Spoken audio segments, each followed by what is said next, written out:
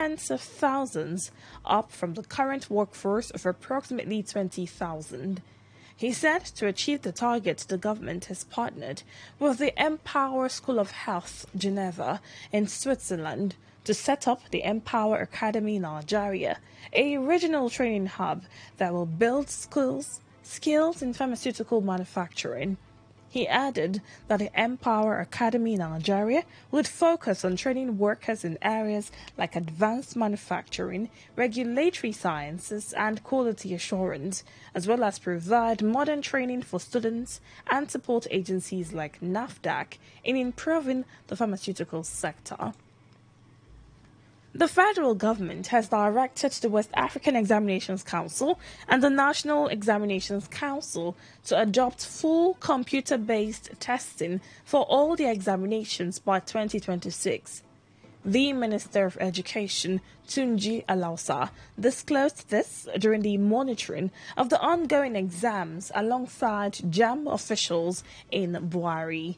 More than 2 million candidates registered for the ongoing examination in more than 800 centers across the country.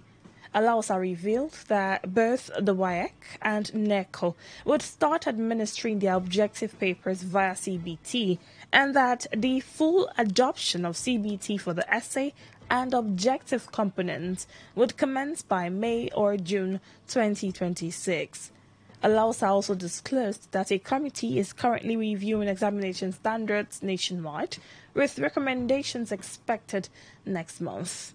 Earlier, the JAMB registrar, Professor Ishak Oloyede, while speaking on the early schedule of the exams, clarified that the board's UTME exams had always begun at 8 a.m. Oloyede said that candidates were only expected to be on the ground by 6:30 a.m. to enable them to get accredited before the exams, dismissing complaints about early arrival times, noting that it was necessary to screen candidates before exams began. Oloyede also dismissed claims of candidates being posted to centers they did not choose, stating that investigations showed no such cases had happened. The head of Transparency International Nigeria and executive director of the Civil Society Legislative Advocacy Center, CISLAC, Awal Musa Rafsanjani, has thrown his support behind calls for a full-scale invasion into the Nigerian National Petroleum Company Limited, NNPCL. Speaking on the sidelines of the spring meetings of the World Bank Group and the International Monetary Fund, IMF, in Washington, D.C., Musa Rafsanjani said a thorough probe of the NNPCL's operations is critical to promoting transparency, enhancing accountability, and ensuring that revenues from the oil sector are properly managed for the benefit of Nigerians. Musa Rafsanjani emphasized that the audit must go beyond finances to cover all key aspects of NNPCL's operations, explaining that while financial audit success records and transactions to ensure compliance with regulatory standards and verify the accuracy of reports should be submitted to bodies like the Nigeria Extractive Industries Transparency Initiative, physical audits to verify the existence and state of assets, such as pipelines and oil wells, should be invoked. Musa Rafsanjani also stressed the need for process audits, examine internal controls and operational procedures to ensure efficiency, transparency, and adherence to global standards. Despite the enactment of the Petroleum Industry Act and Nigeria's ongoing membership in the Extractive Industries Transparency Initiative, EITI, Musa Rafsanjani warned that the oil and gas sector continued to be plagued by inefficiency, mismanagement, and lack of professionalism. He further recommended that the president should no longer double as the Minister of Petroleum Resources to ensure independence and effective oversight of the NNPCL. It would interest you to know that the former NNPCL Group Chief Executive Officer, Mele Kyari, had in June 2019 oversaw the publication of the company's first audited financial statement in 43 years. The 2018 report revealed a loss of 303.9 billion naira, approximately 2.2 billion US dollars. While stakeholders had hoped the transparency initiative would continue, Musa Rafsanjani noted that it was nonetheless a significant milestone that should be built upon. A high court of the Federal Capital Territory, Abuja, has sentenced the husband of late gospel singer Osinachi, Peter Nwachukwu, to death by hanging. The trial judge, Justice Njideka Nwosu Iheme, in her judgment found Peter Nwachukwu guilty of culpable homicide, resulting in the death of the deceased on April 8, 2022. The judge sentenced Nwachukwu to death by hanging, insisting that the prosecution proved the burden of proof placed on it by the law and subsequently found the defendant guilty. Nwachukwu was arraigned on June 3, 2022 by the Office of the Attorney General of the Federation on behalf of the federal government on a 23-count charge bordering on culpable homicide punishable with death, criminal intimidation, cruelty to children, criminal intimidation of children, spousal battery, among others. Shortly before sentencing the defendant, counsel for Nwachukwu, Reginald Wali, pleaded with the court to be lenient in its judgment, while the prosecuting counsel, Aderonke Imala, urged the court to give force to the law as stipulated. The Bayelsa State government has called for a full investigation into the shooting incident that disrupted a political rally organized by a pro-Wike group, the New Associates in Yenagoa, over the weekend. Gunshots were fired shortly before the commencement of the rally, raising concerns over public safety and political tensions in the state. Although the event later continued under tight security, in a statement issued by the Commissioner for Information, Orientation and Strategy, Ebiowu Koku Obiyai, condemned the violence and urged security agencies, particularly the Inspector General of Police and the Bayelsa State Police Command, to swiftly identify and prosecute those responsible. The statement noted that Bayelsa is an oil-rich state in the south region of the country that would not want to be thrown into any form of security challenge.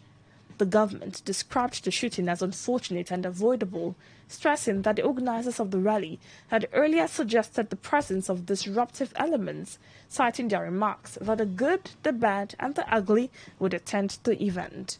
It further criticized the use of a religious campground for political activities, stating that it violated established guidelines under the Electoral Act and INEC regulations. The government warned political groups against dragging religious institutions into partisan conflicts, vowing to sanction any organization found in breach of the law. You are listening to the World News on Today95.1 FM, Voice of the People. After the break, more news, foreign and sports stories. Stay with us. Every day, every hour, when the big stories break, depend on our 24-hour news team to bring you the latest. Today, 95.1 FM. Welcome back. Thank you for staying with us. The presidency has stated that the recent defections of opposition politicians to the ruling All Progressives Congress, APC, were voluntary and not under any form of duress against speculations in some quarters. Denying accusations of a one-party state, the presidency insisted that democracy is not under threat or undermined simply because politicians exercise their rights of association.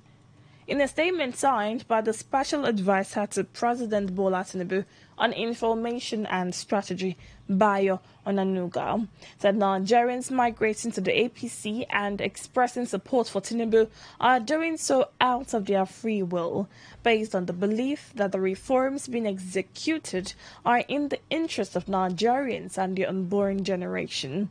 This is coming after last Wednesday's defection of Delta State Governor Sheriff Oborewori, his predecessor Ifeanyi Okowa, Deputy Governor Monday Onyeme, commissioners, local government chairmen, among others. The defection of Okowa, who was PDP's presidential running mate in the last election, and others further depletes the main opposition party. The other opposition parties, the Labour Party and the New Nigerian People's Party, NNPP, are also grappling with internal crisis, leaving observers to wonder if they could challenge the ruling party in 2027. Some have alleged that the crisis within the opposition parties is being orchestrated by the ruling party, a claim that the presidency has denied. Meanwhile, Vice President Kashim Shettima has described the defection of the Delta State Governor Sheriff Oborewori, his predecessor Ifeanyi Okowa, and their supporters as the greatest testimony the party has received since the formation. Shettima, who led the APC delegation at the ceremony in Asaba, the Delta State capital, during official defection of Governor Sheriff Oborewori, his predecessor Ifeanyi Okowa and their supporters welcomed the new members into the party. The vice president said the defection is a testament to the progressive ideals of Governor Oborewori and his team in Delta State, described the campaign as a tsunami and an unimaginable feat. Shettima, while insisting that APC believes in the power of collaboration and in the interest of the people, boasted that what has happened in Delta State is a political tsunami of unimaginable proportions that has never happened in the history of the South-South sub-region and the history of Nigeria. What testimony could be greater than the promise of this day? A political tsunami of unimaginable proportion that has never happened in the history of the South-South sub-region and barely in the history of this country. A tsunami of this proportion had never happened. All the members of the upper chamber of the National Assembly are in the APC. The Speaker and all the members of the House of Assembly. So many members of the House of Representatives. The governor and his entire cabinet and 500 councillors across the 25 local government areas of this great state. This historic day, therefore, is both a celebration of the enduring promise of the APC and a tribute to the vision, courage, and foresight of the great giants we have come to welcome into the poll. Vice President Kashim Shettima said the APC will continue to sustain its belief in the overall interest of the nation and not based on personal ideals, saying that Delta State's governor and his team never defected but returned home where ideals are shared for the benefit of Nigerians. As the APC, we believe that the compass of a political party that aspires to take the fresh mists of tomorrow can never be passion from personal interests. As the APC, we believe that those who mistake their shadows for institutions are usually doomed to wander in cycles. What sets the APC apart is not an illusion of uniformity. It is our acceptance that differences are inevitable and that greatness lies in managing them. Our tables have always been tables of dialogue, places where every member, no matter how great or small, is welcome to air their grievances. Your Excellencies, Governor Sheriff Francis Orewodo Oborewori and former Governor Ifeanyi Okowa and the other great men and women we welcome to the APC today. Delta State, the Delta governor, had in his address described the decision as a historic move, which he said was born out of the desire to get the best for the South-South state. The governor also said that the decision to join the APC was made after consultations with stakeholders in the oil-rich state and based on President Bola Tinubu's love for Delta State. In the meantime, a professor in creative writing and critical thinking, Professor George Ahunaya, has identified absence of political ideology or philosophy, among other problems, as one of the issues affecting political parties in Nigeria. Professor George Ahunanya, who spoke in an interview with Today FM's Sandra Kenneth, said the aforementioned is largely responsible for the spate of defection rocking parties in the country. He said the defection is disturbing and irritating, stressing that it shows their lack of public interest in their decisions. The absence of political ideology or philosophy among the political parties in Nigeria is largely responsible for the spread of defection by the opposition party members to the ruling party, which to me is sadly very disturbing and quite irritating. The voice of opposition is a voice that restrains those in power, not to act ultra-virus, not to commit excess in the course of governance. Professor Hunaya, who is also the Chief Executive Director of the Institute for Research, Leadership and Capacity Development in Rivers State, questioned the political concepts of political parties compared to the Western world. He described the defections as political adultery with no ideology, but empty manifestos that does not apply restraints to party members. Political ideologies or philosophy is like a pillar, a substructure upon which the house is built. We don't have it in Nigeria. In the US, you have the Republicans, you have the Democrats. In Britain, you have the Labour and the Conservatives. These are different political concepts upon which they now produce their manifesto. They are, it convinces them, they stay on it for decades, for centuries. And for centuries in US, in Britain, these political ideologies are driven their vision for their country. But in Nigeria, the reverse is the case. All we have is political manifestos, no ideology. On the foreign scene, the United States government has faulted Nigeria for the continued delay in approving import permits for American agricultural products, describing the situation as a long-standing trade barrier that has hindered access to the Nigerian market. In its latest 2025 National Trade Estimate report on foreign trade barriers, the Office of the United States Trade Representative said despite repeated efforts to secure market access, Nigeria had not acted on several pending requests concerning food and agricultural imports from the U.S. However, the Nigeria Customs Service countered the claims by the United States government that the NCS still operates a largely manual system, describing the assertion as unfair and misinformed. The U.S. also criticized Nigeria's lack of consistency in applying sanitary and phytosanitary rules, saying that such attitude had created confusion among exporters. The U.S. government also took issue with Nigeria's complex and restrictive import regime, noting that while the country's average most favored nation applied tariff rate stood at 12% in 2023, agricultural products attracted 15.9% and non-agricultural goods 11.4%.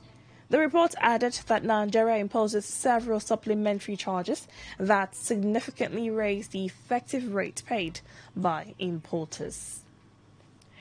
Moving to sports now, Marcus Rashford is expected to miss the rest of the season with a hamstring injury. The extent of the problem, which kept Rashford out of the FA Cup semi-final defeat by Crystal Palace on Saturday, is still being assessed. It is not completely out of the question that the 27-year-old, who is on loan from Manchester United, could return before the end of the Premier League campaign. However, it is more likely he will focus on recovering in time for England's matches in June, a World Cup qualifier against Andorra and the friendly against Senegal.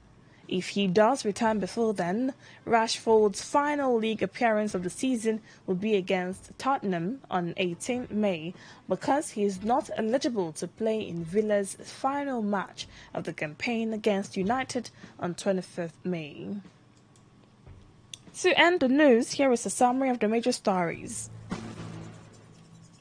federal government discloses plans to increase local manufacturing of pharmaceuticals and medical devices to 70% by 2030. We told you that a professor in creative writing and critical thinking, Professor George Ahunanya, has identified the absence of political ideology or philosophy as a major problem affecting the political parties in Nigeria. And on the foreign scene, you heard that U.S. government has halted Nigeria for the continued delay in approving import permits for American agricultural products. Uchendu Ejohor edited the news. For comments and inquiries, please call 0818-389-2850.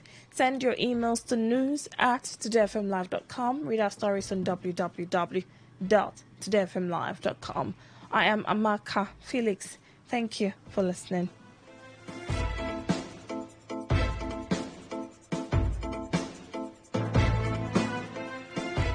Today's news, today's entertainment, today's sports, today's issues. Today on Today 95.1 FM, Port Harcourt. Want to know what's happening? Get latest information in sports, politics, lifestyle, you name it. The frequency of choice. Today 95.1 FM. Today 95.1 FM. We serve you the latest updates on everything. Today 95.1 FM. We are the voice of the people.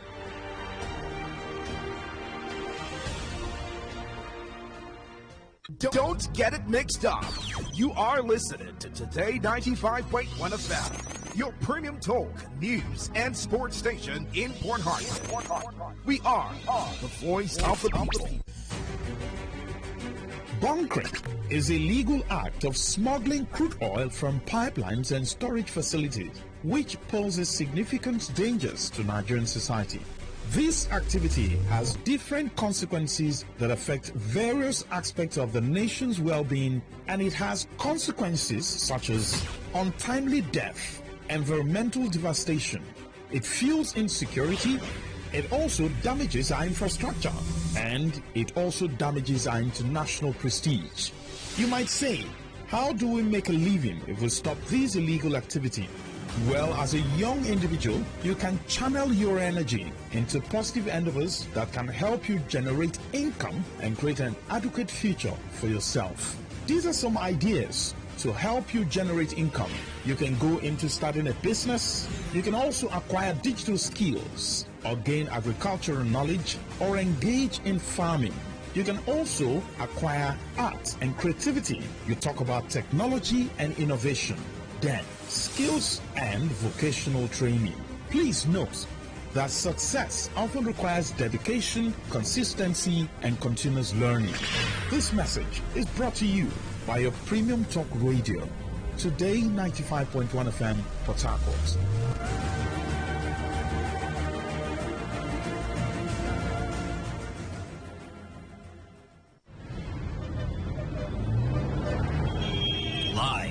Garden City of Port Harcourt, Nigeria.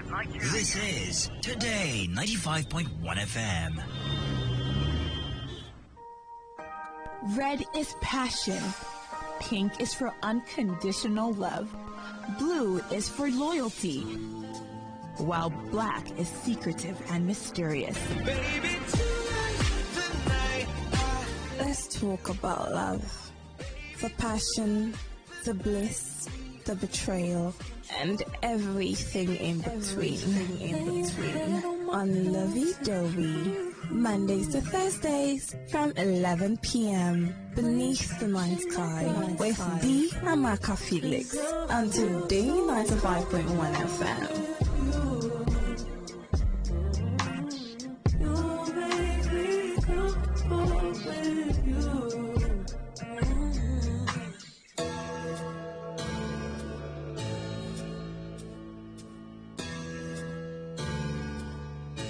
Every day, we hear reports about counterfeit products, stories of fake drugs, foods, expired goods and other consumables being manufactured, imported and sold to unsuspecting members of the public. Findings reveal that Africa records at least 100,000 deaths from fake drugs-related ailments yearly. These fake and substandard products, particularly drugs, have been considered a global threat to human lives. And despite efforts by authorized agencies in Nigeria to combat the menace, the Nigerian market remains flooded with different unwholesome products. This is a plea to all those who manufacture and sell these goods to desist. Stop this menace of counterfeit products. Let's place value on human lives. And should you have purchased a counterfeit product or unsatisfied with the product, please contact SOM or Consumer Protection Agency. This message is powered by Today 95.1 FM, the voice of the people.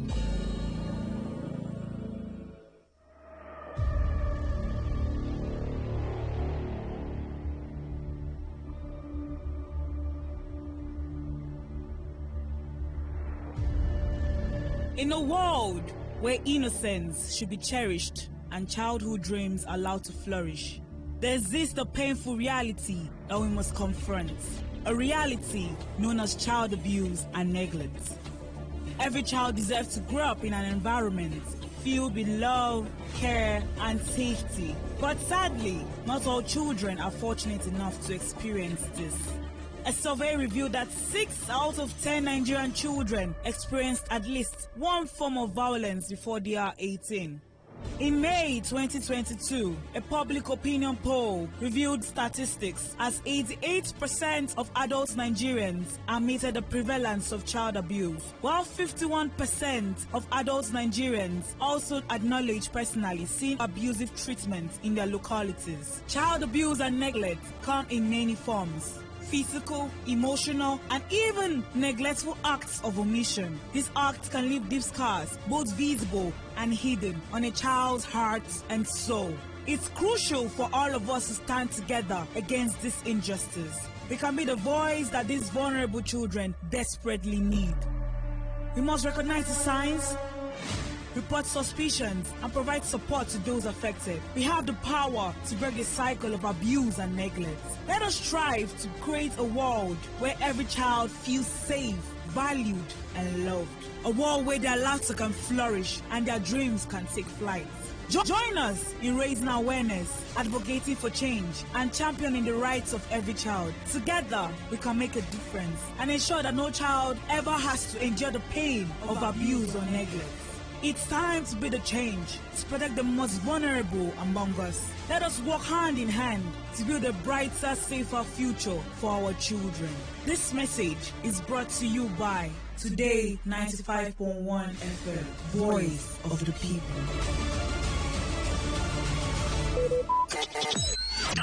Talk radio. I listen to a lot of talk radio. 95.1 FM.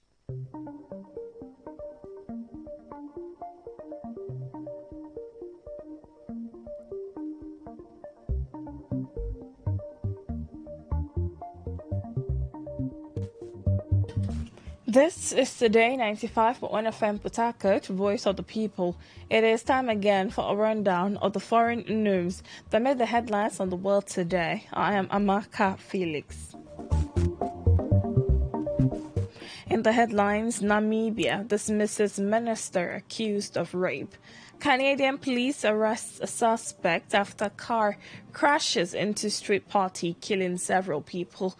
Putin announces 3-day Russian ceasefire in Ukraine from 8 May. Spain, Portugal, and southwestern France hit by a massive power outage. Details in a bit.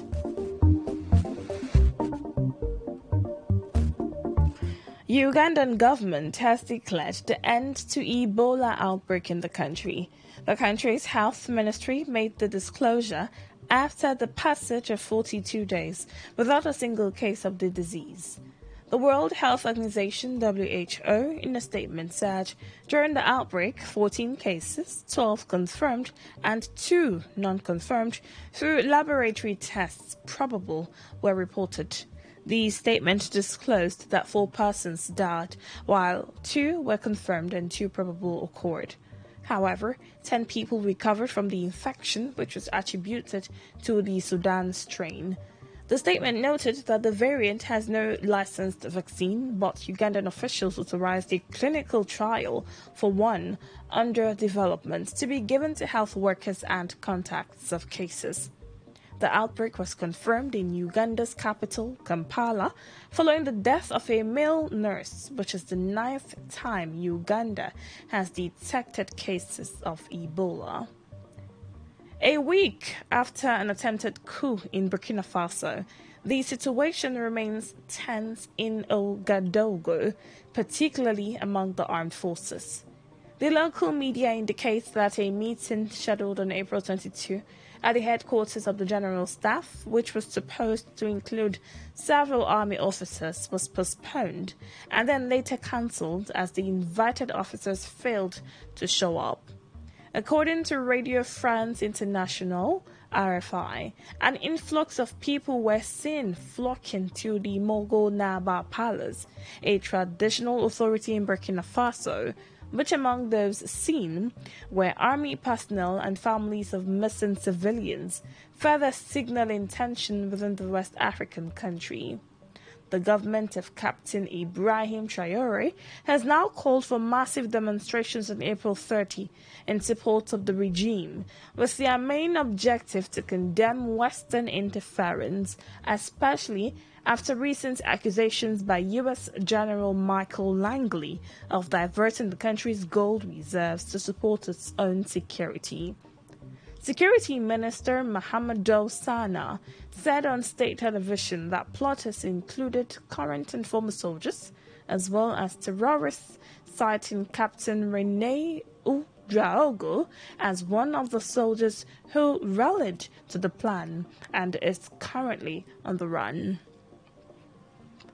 Somali President Hassan Mahmoud says he has not yet decided whether he will run for re-election in 2026. Speaking to Kenya's National Nation Media Group, he emphasized that his priority right now is improving national security, boosting the economy, and ensuring Somalia's first direct elections in decades. Since returning to office in 2022, Mahmoud points to progress in Mogadishu's security and economic growth as his government plans local elections for June 2025 and national elections by September, aiming to move away from Somalia's traditional clan-based voting system. However, opposition figures, including leaders from Puntland and Jubaland, have raised concerns about the election timeline and potential constitutional breaches. Despite these tensions, Mohammed says he remains focused on national reforms and will decide on a potential third-term bid closer to election time.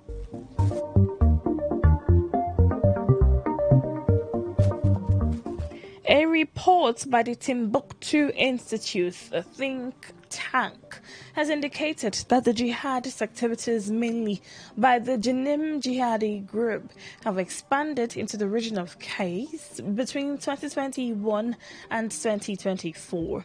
According to the institute, the Jenim is now trying to infiltrate eastern Senegal as it has increased its attacks sevenfold in the past 3 years. The Kaye region is a tri-border area of Mali, Mauritania and Senegal.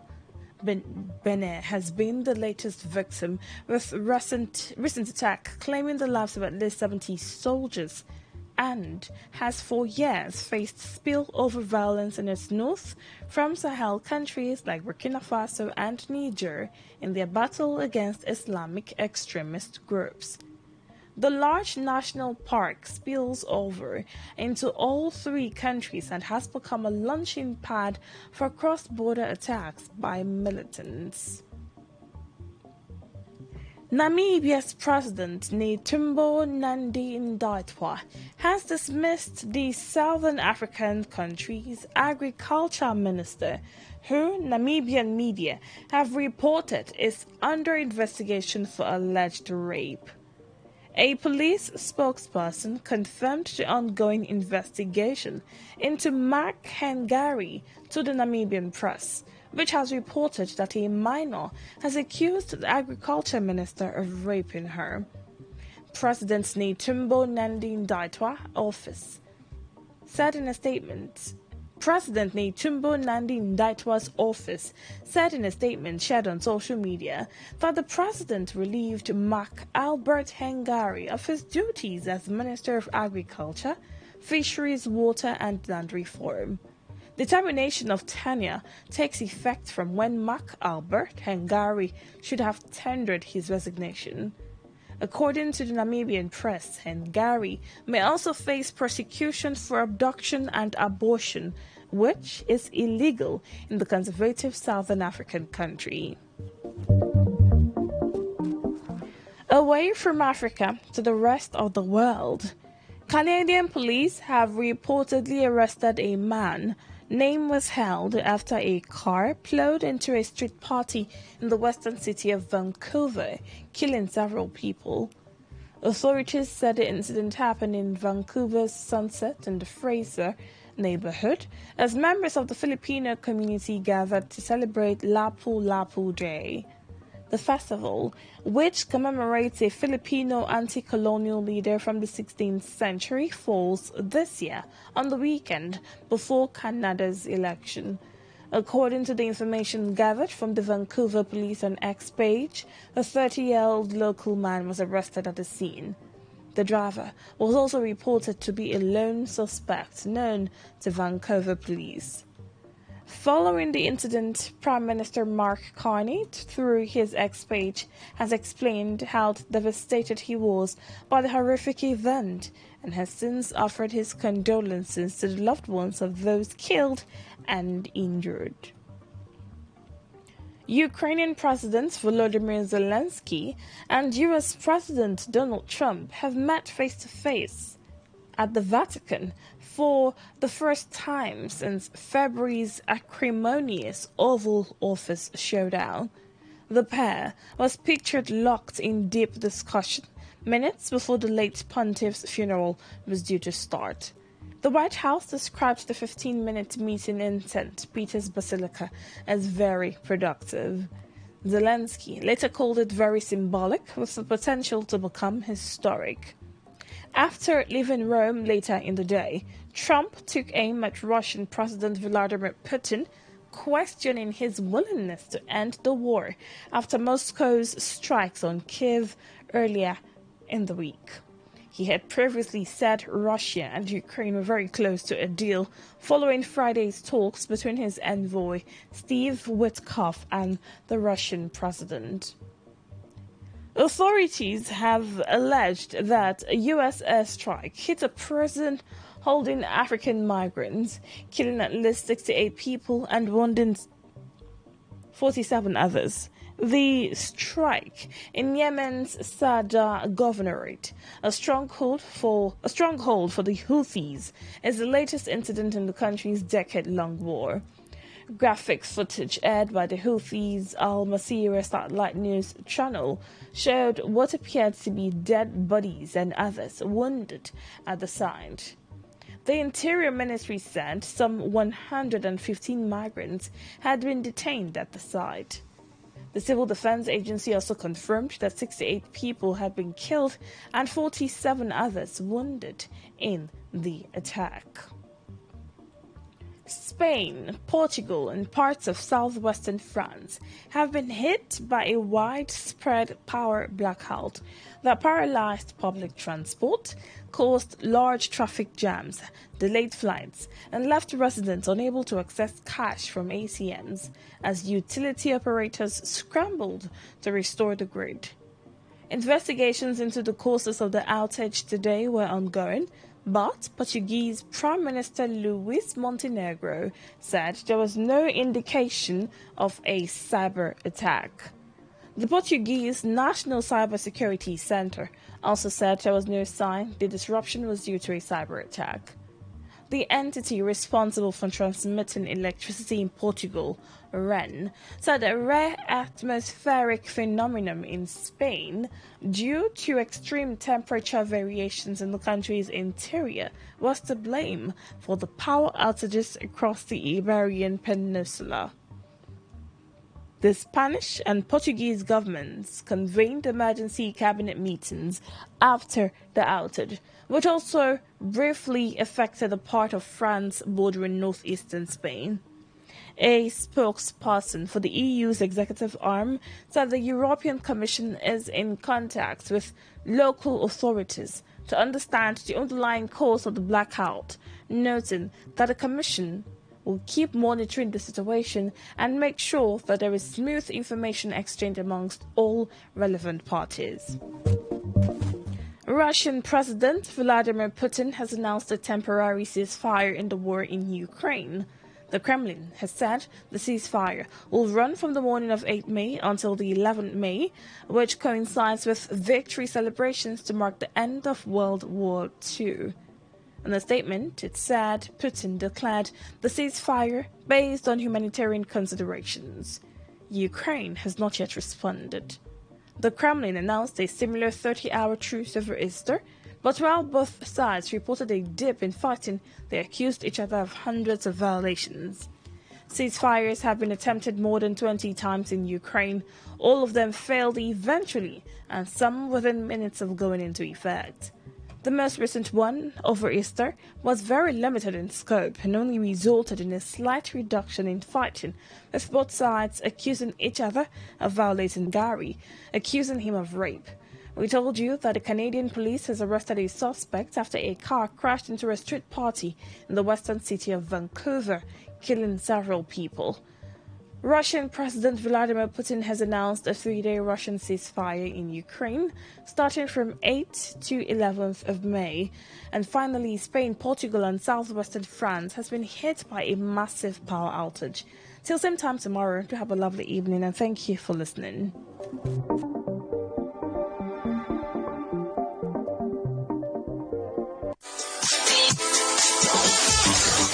365 days, around the clock, around the world, non-stop talk, news and sports. The latest hit and the greatest memories on radio. Serving our community, spreading love and color. Because we are Today 95.1 FM, voice of the people. Becoming free, it's the grace of God. Red is passion. Pink is for unconditional love. Blue is for loyalty, while black is secretive and mysterious. Baby, Let's talk about love. The passion, the bliss, the betrayal, and everything in between. On Lovey Dovey. Mondays to Thursdays from 11 p.m. beneath the night sky with the Amaka Felix on Today 95.1 FM.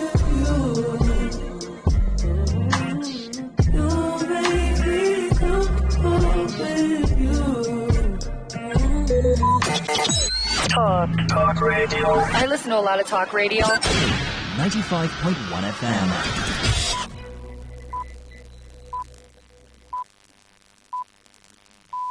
BBC World Service. I'm Charles Gitonga in Nairobi with Focus on Africa. BBC Africa Eye investigates the Kenyan security officers who shot protesters during anti-tax demonstrations last year. I think in the history of Kenya, this was the most documented protest. Besides it being a national event, we had all the press there. Besides also the international media being interested in it, a lot of the protesters were documenting the protest on their phones. Dozens of African migrants have been killed in a U.S. airstrike on a detention center in Houthi-controlled area in Yemen, and South Africa imports weavers from abroad with the hope of fighting invasive plants. But which other African countries are affected? Zimbabwe, Zambia, Malawi, Lake Victoria and Kenya, you name it, it's been introduced and it's a problem. That's all on the BBC Tonight in Focus. First, the news. Hello, I'm Govinda Gill with the BBC News. Millions of people in Spain and Portugal are facing disruption because of a massive power cut across the peninsula. The outage has severely disrupted transport and communication systems. Danny Aberhard has more details. The operators of the electric networks are starting to restore power in some areas. So, for example, in Spain, they're saying that power is starting to be restored to parts of the north and the south. In southwest France, they say that the interruptions have stopped. Andorra was a brief disruption. So already there are plans to put these back into place, but the network operator in Spain is talking about 6 to 10 hours before services are resumed. And of course, at the moment, we do not know why this happened. President Putin has declared a 3-day unilateral ceasefire in the war in Ukraine. It's due to begin on May the 8th, coinciding with events to mark the 80th anniversary of the defeat of Nazi Germany in the Second World War.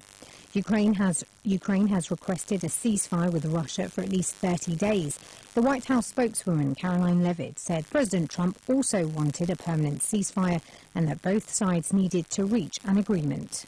The president has made it clear he wants to see a permanent ceasefire, first, to stop the killing, stop the bloodshed. And while he remains optimistic he can strike a deal, he's also being realistic as well. And both leaders need to come to the table to negotiate their way out of this. A top Palestinian official has told the International Court of Justice in The Hague that Israel is blocking humanitarian aid to Palestinians as a weapon of war. Ammar Hijazi told the ICJ that almost all Palestinians had no access to drinking water and that UN humanitarian stores were empty. The hearing will examine Israel's legal obligations to provide aid to Gaza and the occupied West Bank. Anna Holligan has more on the story. The UN told the court that blocking UNRWA amounts to a violation of the Palestinians' right to self-determination. In terms of what happens next, after 5 days of hearings this week, the judges will go away and consider their decision, and they will issue that advisory opinion as requested by the UN General Assembly within probably a matter of months.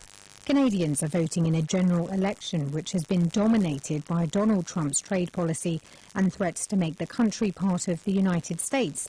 The Liberal Party of the new Prime Minister, Mark Carney, has seen its fortunes transformed during the campaign. It has a slight lead over the opposition Conservatives in opinion polls. You're listening to the latest world news from the BBC. Police in northwest Pakistan say at least 7 people have been killed in a blast at a building in South Waziristan district. They said the explosion happened while a local tribal elder was holding a meeting of a local peace committee. The leader, Saifur Rahman, was among 20 people injured in the blast. Namibia's former agriculture minister has appeared in court after being accused of rape. Mac Albert Hengari, who was dismissed from his post on Sunday after just 1 month, was formally charged with obstructing the justice and denied bail. Our correspondent Shingai Nyoka has more on the story. Mac Albert Hengari made his first court appearance today and was formally charged with obstructing justice. Local media say he's jointly charged with another man, a relative of the woman at the centre of the rape claim. The 2 men were arrested on Saturday during a police sting in which they allegedly gave the woman the equivalent of $12,000 in cash to pressure her to withdraw the charges.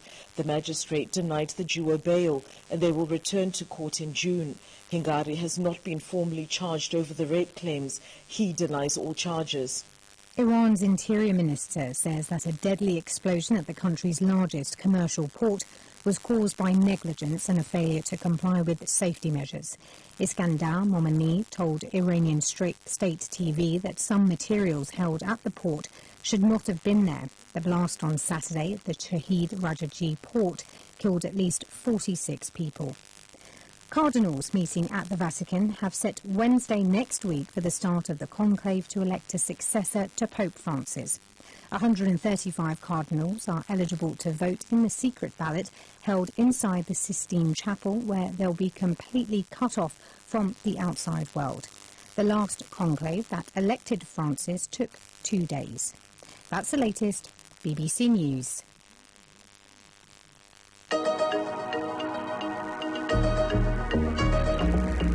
Hello, I'm Charles Gitonga and here is what's coming up for you on this edition of Focus on Africa. A BBC Africa Eye investigation reveals how 3 Kenyan protesters were killed in the demonstrations that caught the world's attention last year. Also, reports in from Yemen that at least 68 African migrants have been killed in a U.S. airstrike on a detention center in a Houthi-controlled area. And South Africa imports weevils from the Amazon basin to tackle a growing problem in the form of an invasive plant. It was sent around the world by these horticulturalists and people who enjoyed beautiful flowers, and got into people's ponds, and from there, as it exploded in its growth, it would get into rivers, and now it's considered the world's worst aquatic weed. It's Monday, the 28th of April.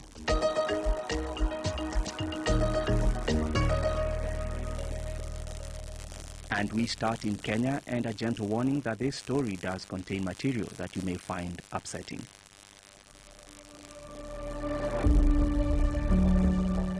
A new investigation by BBC Africa Eye has exposed the members of the Kenyan security forces who shot protesters at the country's parliament last year.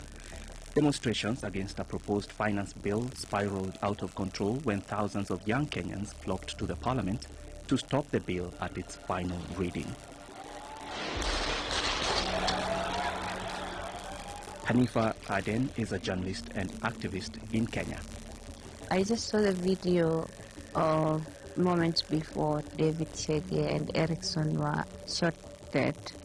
My heart really sank because you could hear the police officers saying, "Hua, hua." It's a Swahili word which means to kill. I've been speaking to my colleague Peter Muremi, who was part of the investigation just hours after the team released the video and their findings. He began by reminding me why these Gen Z protesters took to the streets in the first place. So this protest began with a finance bill because the government had proposed some tax measures, and majority of the people, and you could say younger people in this case, thought that these tax measures were a bit too much. It was making life unaffordable. And also a lot of young people were saying, how can you increase taxes before we sort out corruption? So they started going to the streets to try and protest and say they were against the finance bill. But the government was pushing forward with the agenda of passing the finance bill, which led to June 25th, which is the day when the bill was supposed to pass. And that's where we focus this investigation, like what exactly happened then. So on June 25th, 2024, what were the youth aiming to achieve with that mega protest that we saw in Nairobi? It depends on who you ask, because it was a very organic movement with very different narratives. But what was unifying them was, we are not happy with the finance bill. We do not want the finance bill to pass. And some of them were saying, like, occupy parliament, which has different meanings depending on who you ask. Some people that occupy parliament were like, we're going to surround parliament and be there day and night to let MPs know that we're not happy. And some people like occupy parliament actually ended to the storming of parliament. So you cannot get a unified narrative of what it meant, but what was constant was people were very unhappy with the bill that was passed that day. But these were mainly the Gen Zs that were leading the charge on the day. Yes, that is why actually this investigation was possible. I think in the history of Kenya, this was the most documented protest. Besides it being a national event, we had all the press there. Besides also the international media being interested in it, almost a lot of the protesters were documenting the protest on their phones. And because of that, because they're Gen Zs and they're putting it live on TikTok, live on Instagram, we could collect all this footage, and we use that as part of our evidence and analysis of what happened on that day. Tell us what you found as you're doing this investigation. So I remember at the time, like we as a team, we looked at the protest, and actually we looked at the volume of footage that was coming out. And then also what was coming out as well, there were a couple of deaths that were unexplained, and it looked like maybe something was wrong. So we just said, could we concentrate in Parliament, which we saw there were 3 people that were killed, and try and explain what happened to those 3 killings.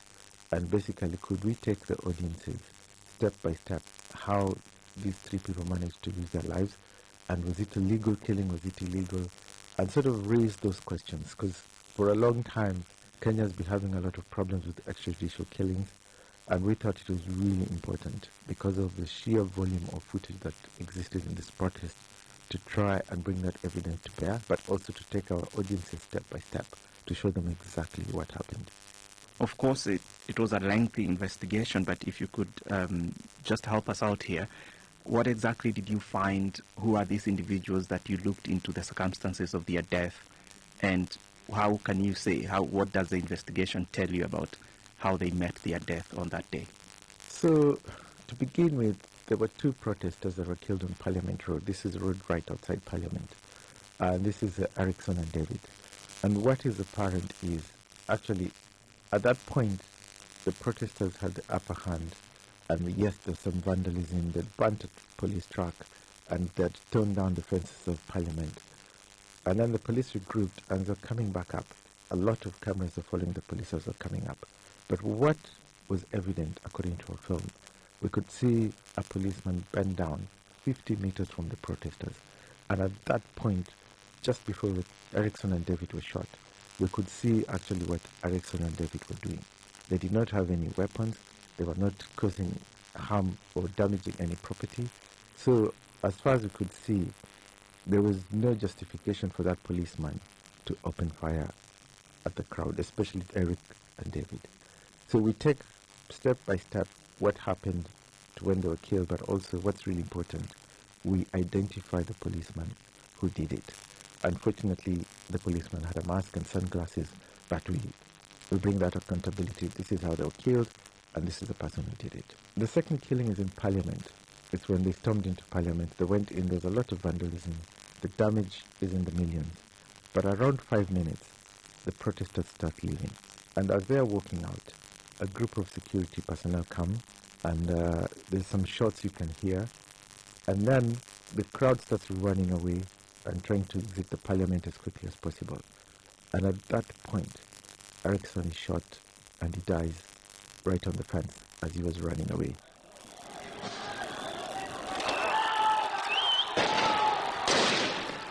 I saw Erickson Mutisia a few minutes before he died. He died on the spot right next to me. What did he do wrong? Did he pose any threat? Why is he dead?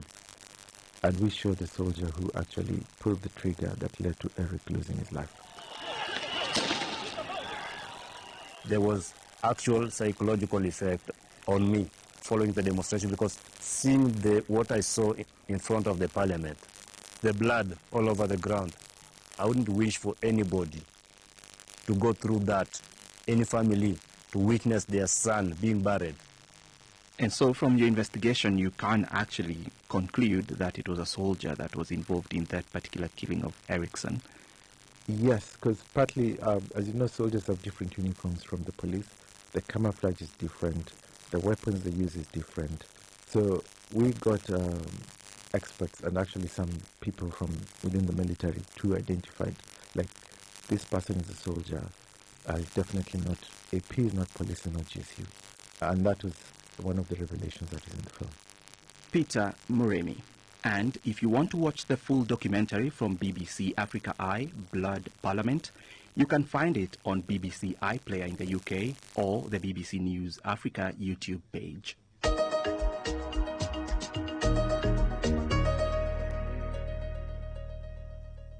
In Yemen, the Houthi rebel group says at least 68 Africans have been killed in an airstrike by the U.S. military, which hit a prison holding around 115 detained migrants from the continent. The attack happened in the town of Saada in the northwestern part of the country near the border with Saudi Arabia. Yemen is a transit country for people hoping to pass through and reach Saudi Arabia or wealthy nations in the Persian Gulf.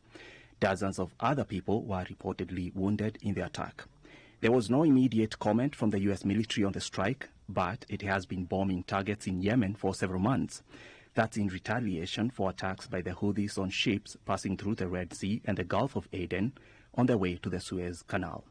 The Houthis have said they are targeting international shipping in solidarity with Palestinians in response to Israel's ongoing attacks on the Gaza Strip. Dr. Hassan Kanenje is the director of the Horn International Institute for Strategic Studies. I started by asking him to remind us who the Houthis are. The Houthis is a political but also militant group within Yemen that has been dominant in the better part of the last decade or so. vying for contest over not just the control of Yemen, but increasingly launched in attacks against ships claiming to be in support of the Palestinian cause, especially in the case of what is perceived genocide in Gaza.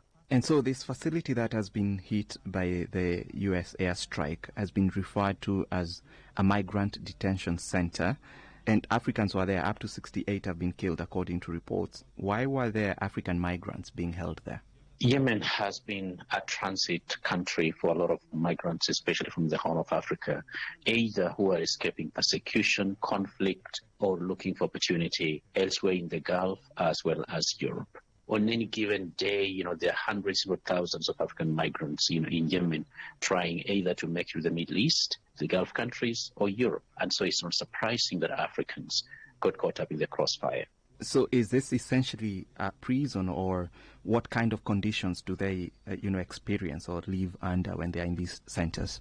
First of all, of course, the conditions tend to be pretty bad. Remember, Yemen is the poorest country in the Arab world by far. And today, as we speak, is in conflict and is a conflict zone.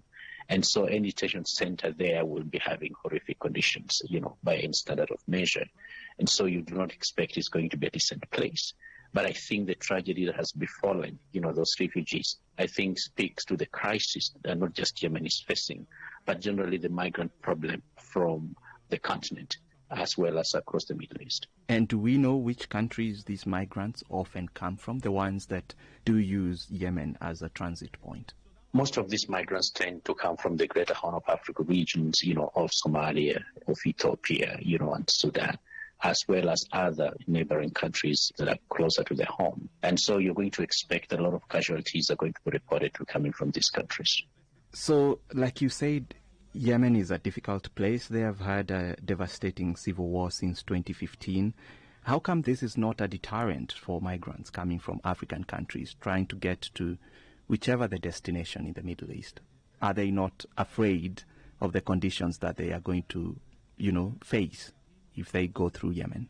Migrants coming from parts of the Horn, especially conflict-ridden or poverty-ridden parts, they have to choose between, starvation and a chance for survival. And human beings, they're going to choose an opportunity for survival. And so they calculate that perhaps the risk of trying to go through Yemen is going to be worth it more than staying back home, where perhaps there's no opportunity or they face a conflict or death or starvation. And so those are the kind of calculations that inform some of these dangerous travels, across, Yemen into other parts of the Middle East. And do they get successful? Are there some that, do make it to Saudi Arabia or any other of the Gulf countries and actually, just to speak so, live the dream? Yes, thousands upon thousands coming from Somalia, coming from Djibouti, coming from Ethiopia, a number of them in Sudan. They've been able to make it and to be able to build lives for themselves, either in the Gulf countries or even some of them have ended up into Europe. And so that alone inspires the migrants to actually want to immigrate, to the Middle East, our Gulf countries and Europe. And so it makes the risk worth taking, at least in their calculations. Mm-hmm. And who's running these detention centers and how might one end up there? Remember, one, there are a number of possibilities, especially when it comes to migrant workers as well as those people who are looking to migrate to other countries. One, you have people who engage in trafficking. Others, you have what we call, in the absence of organized government, militia groups, organized groups that have turned themselves into some kind of government of the day. Countries such as, Yemen, that is fairly lawless and does not have a stable government, of course, you're going to expect any authority that is in charge of a given region, they're going to be able to enforce that kind of role. They're going to create their own norms as well as their own regulations. And so that creates a problem of accountability and responsibility, because then it becomes hard to hold anyone to account in case of tragedies such as this one or any other that may arise in the future. So in this case, then, how would African countries, once more details emerge as to where these people came from, the ones that have been killed in this strike, how would their home governments approach an issue like this? The home governments will have no choice but to work with authorities. Now, today, while the Houthis may not be recognized, for instance, internationally, they're still the dominant group within Yemen, and there's a likelihood they may be able to have access to the information regarding those people who've been killed. It's going, of course, to be a painstaking process because, remember, the Houthis have been redesignated by the United States as a terrorist organization. And so that complicates, the diplomatic balance in terms of countries dealing with them. But countries, of course, working in their national interest, they're going to have no choice but to deal with the authorities of the day, whether it's going to be the Yemen or other militia groups or authorities that will be in charge of those facilities. That's Dr. Hassan Kanenje. South Africa has imported weevils to tackle, excuse the pun, a growing problem in their waterways. Scientists hope that these insects will munch their way through an unwanted invasive South American aquatic plant called Salvinia minima. The plant is steadily taking over rivers and dams, mostly in the northern part of the country, suffocating aquatic life and causing a range of environmental problems. So these weevils, which have been used effectively elsewhere in the world to fight water weeds, are now leading South Africa's charge against the life-sucking plants threatening their ecosystems. But this is not only a problem for South Africa alone. Nope, these plants are already creeping their way into neighboring countries as well. I've been speaking to one of the scientists involved in this project, Professor Julie Kutsia, a scientist at the South African Institute for Aquatic Biodiversity. How did these plants get onto the waters of South Africa, the rivers and the dams? If anyone's ever seen a water hyacinth plant, it's got the most beautiful purple flower, and it was very attractive to gardeners, to aquarium owners, to pond enthusiasts. And in the late 1800s, early 1900s, it was sent around the world. So it comes from South America, and it was sent around the world by these horticulturalists and people who enjoyed beautiful flowers, and got into people's ponds. And from there, as it exploded in its growth, it would get into rivers. And now it's considered the world's worst aquatic weed. In terms of the actual problem here, how widespread is all this? Which parts of South Africa are most affected? Every single province in South Africa has got a water hyacinth problem. It started in the Western Cape, so near Cape Town, or in the Cape Town area in the 1910s, and from there spread throughout South Africa, where it occurs along the Vaal River, which is probably our most economically important river. It occurs in places like the Kruger National Park that everybody knows of because it's one of the most, enigmatic national parks. It's throughout the subtropical areas of KwaZulu-Natal, and it's on a lot of impoundments that are important for ecotourism. So Hartbeespoort Dam, Roodeplaat Dam. So throughout the country, it's a problem. And then further north into Zimbabwe, Zambia, Malawi, Lake Victoria in Kenya, you name it, it's been introduced and is a problem. Tell us about these weevils. Actually, what are weevils? We will not imagine or assume that everyone knows what these are. A weevil is a type of beetle, and they're quite well known by their long noses, which are called rostrum. It's a rostrum or rostra. And so sometimes they're called snout beetles. And there's 2 species released against water hyacinth, and they've been very successful in Africa, in Southeast Asia, in India, Australia, and the US. They come from the Amazon, which is where water hyacinth originated, and they are natural enemies of water hyacinth, and they are host specific. So what it means is they can only feed on water hyacinth, they can only reproduce on water hyacinth, they can only complete their development on water hyacinth. And they've actually been in action since the 1980s. But if we're now talking about the new weevil that was released, that's against this plant, Salvinia minima. We haven't really spoken about that yet in South Africa, so that's the new invasive species that we're trying to counteract. And that requires a completely different weevil, a completely different natural enemy, because it has to be completely specific to the plant that we're working on. And so this is a much smaller weevil called Certabagus, and it also can only complete its development on this plant, Salvinia minima. So as a scientist, when do you know which one to use? The older one or the one that you said it's a newer weevil? As as biocontrol scientists, we go to the place of origin where the weed comes from. So both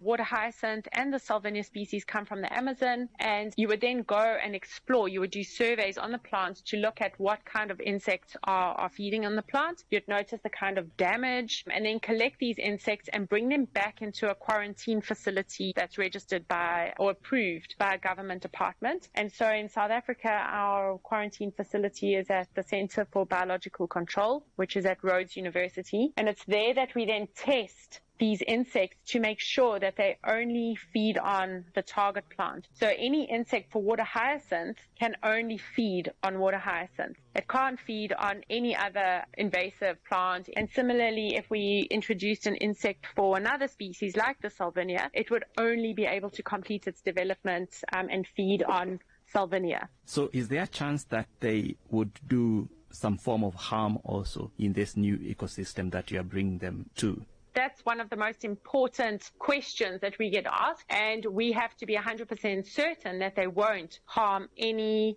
species of plants other than what we are targeting. They can only lay eggs on the plants that they're released against, and once they're in the environment, they will only target that plant. And as they bring down the population of the invasion of that invasive plant, their populations will decrease as well because there's nothing else left for them to feed on. So it's a self-sustaining system where, they won't go off feeding on any other plants in the vicinity because they are physiologically capable of only feeding on the target plant. Has that been certified to be the case in South Africa with the weevils that you're working with? Yes, it has. They haven't fed on any other plant.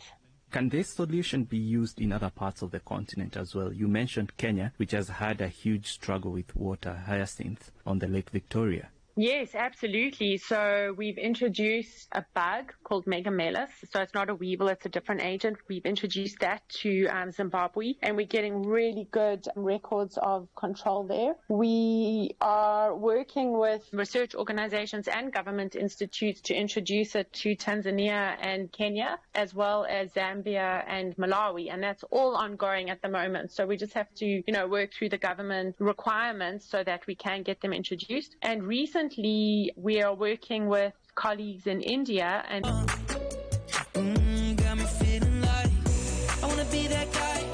I wanna kiss your eyes. I wanna drink that smile. I wanna feel like my soul's on fire. I wanna stay up all day and all night. Yeah, you got me singing like, ooh, I love it when you do it like that. And when you're close up, give me the shivers. Oh, baby, you wanna dance till the sunlight cracks. And when they say the party's over, then we'll bring it right back. And we'll say, ooh, I love it when you do it like that. And when you're close up, give me the shivers. Oh, baby, you wanna dance till the sunlight cracks. And when they say the party's over, then we'll bring it right back into the car. On the backseat in the moonlit dark. Wrap me up between your legs and arms. Ooh, I can get enough. You could tear me apart. Put me back together and take my heart. I never thought that I could love this hard. Ooh, I can get enough. Ooh, you got me feeling like I wanna be that guy. I wanna kiss your eyes. I wanna drink that smile. I wanna feel like my soul's on fire. I wanna stay up all day and all night. Yeah, you got me singing like, ooh, I love it when you do it like that. Well, what's a better way? What is a better way to feel good tonight? To keep you company, to keep you busy, on this cold Monday night. You guys, it's lovey-dovey season. It's a new week and we are here for it all. I'm saying welcome, my brother. Welcome, my booze. Welcome to tonight's episode of Lovey-Dovey. We're likely going to have a short episode, but the important thing is you and I are going to have this conversation. Do you believe in love at first sight? You know when people say, oh, from the first day I saw you, I went to ring around the roses. From the first day I saw you, my head was turning on you. Oh. From the first day I saw you, I knew they were going to be the, peas in my pot. They're going to be the sugar in my tea and the cockroach in my cupboard. Well, that's what we're talking about tonight, my darlings. Do you believe in love at first sight? Is it a thing? Is it for real? Is it mythical or is it magical? Love at first sight, my darlings. Well, sit pretty. This conversation is gonna be lit because the weather is cold now. So, well, you know, I like to give you hot stuff because when it's cold, you need this warmth. Okay, so sit pretty while I warm you up. I'm a hot girl after all. So because I'm a hot girl, it's my duty to spread that hotness all over here. So make sure you stay tuned to the dial. It's lovey-dovey season.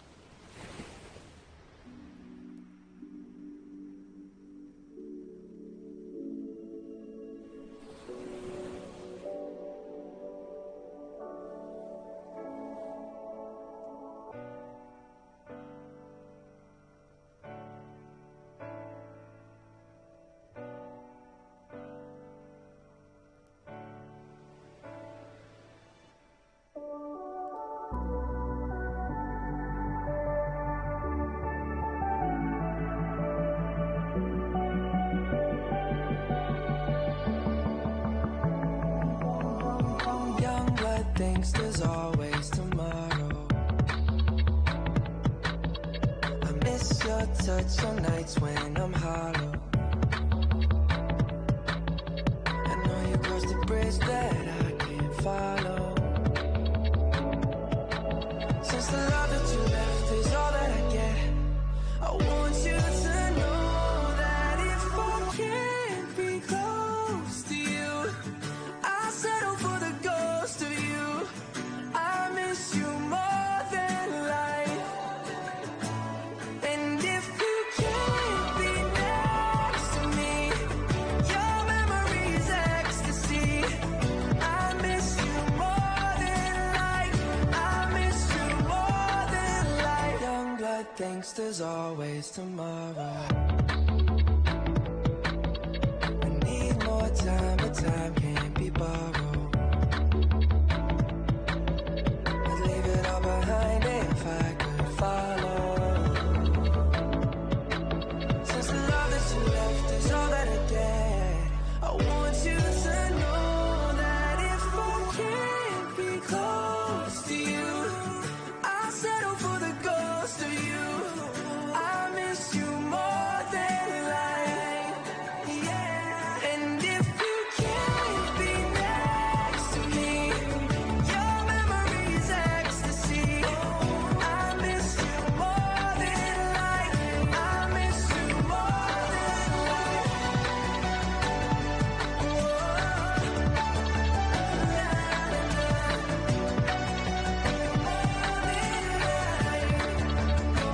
So if I can't get close to you, I'll settle for the ghost of you. I miss you more than life. And if you can't be next to me, your memory is ecstasy. I miss you more than life. I miss you more than life.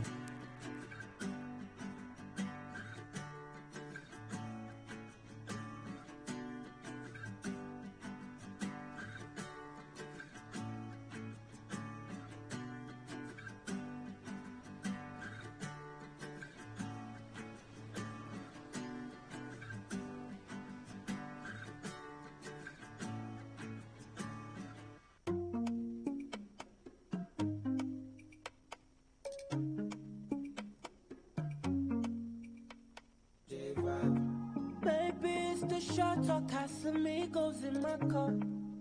I'm a little drunk, but I still ain't had enough. 'Cause I miss you more. YOLO, YOLO. And girl, it's been so difficult to ease up when you're gone. It's a little rough, so I had to write a song. And I hope you sing along. YOLO, like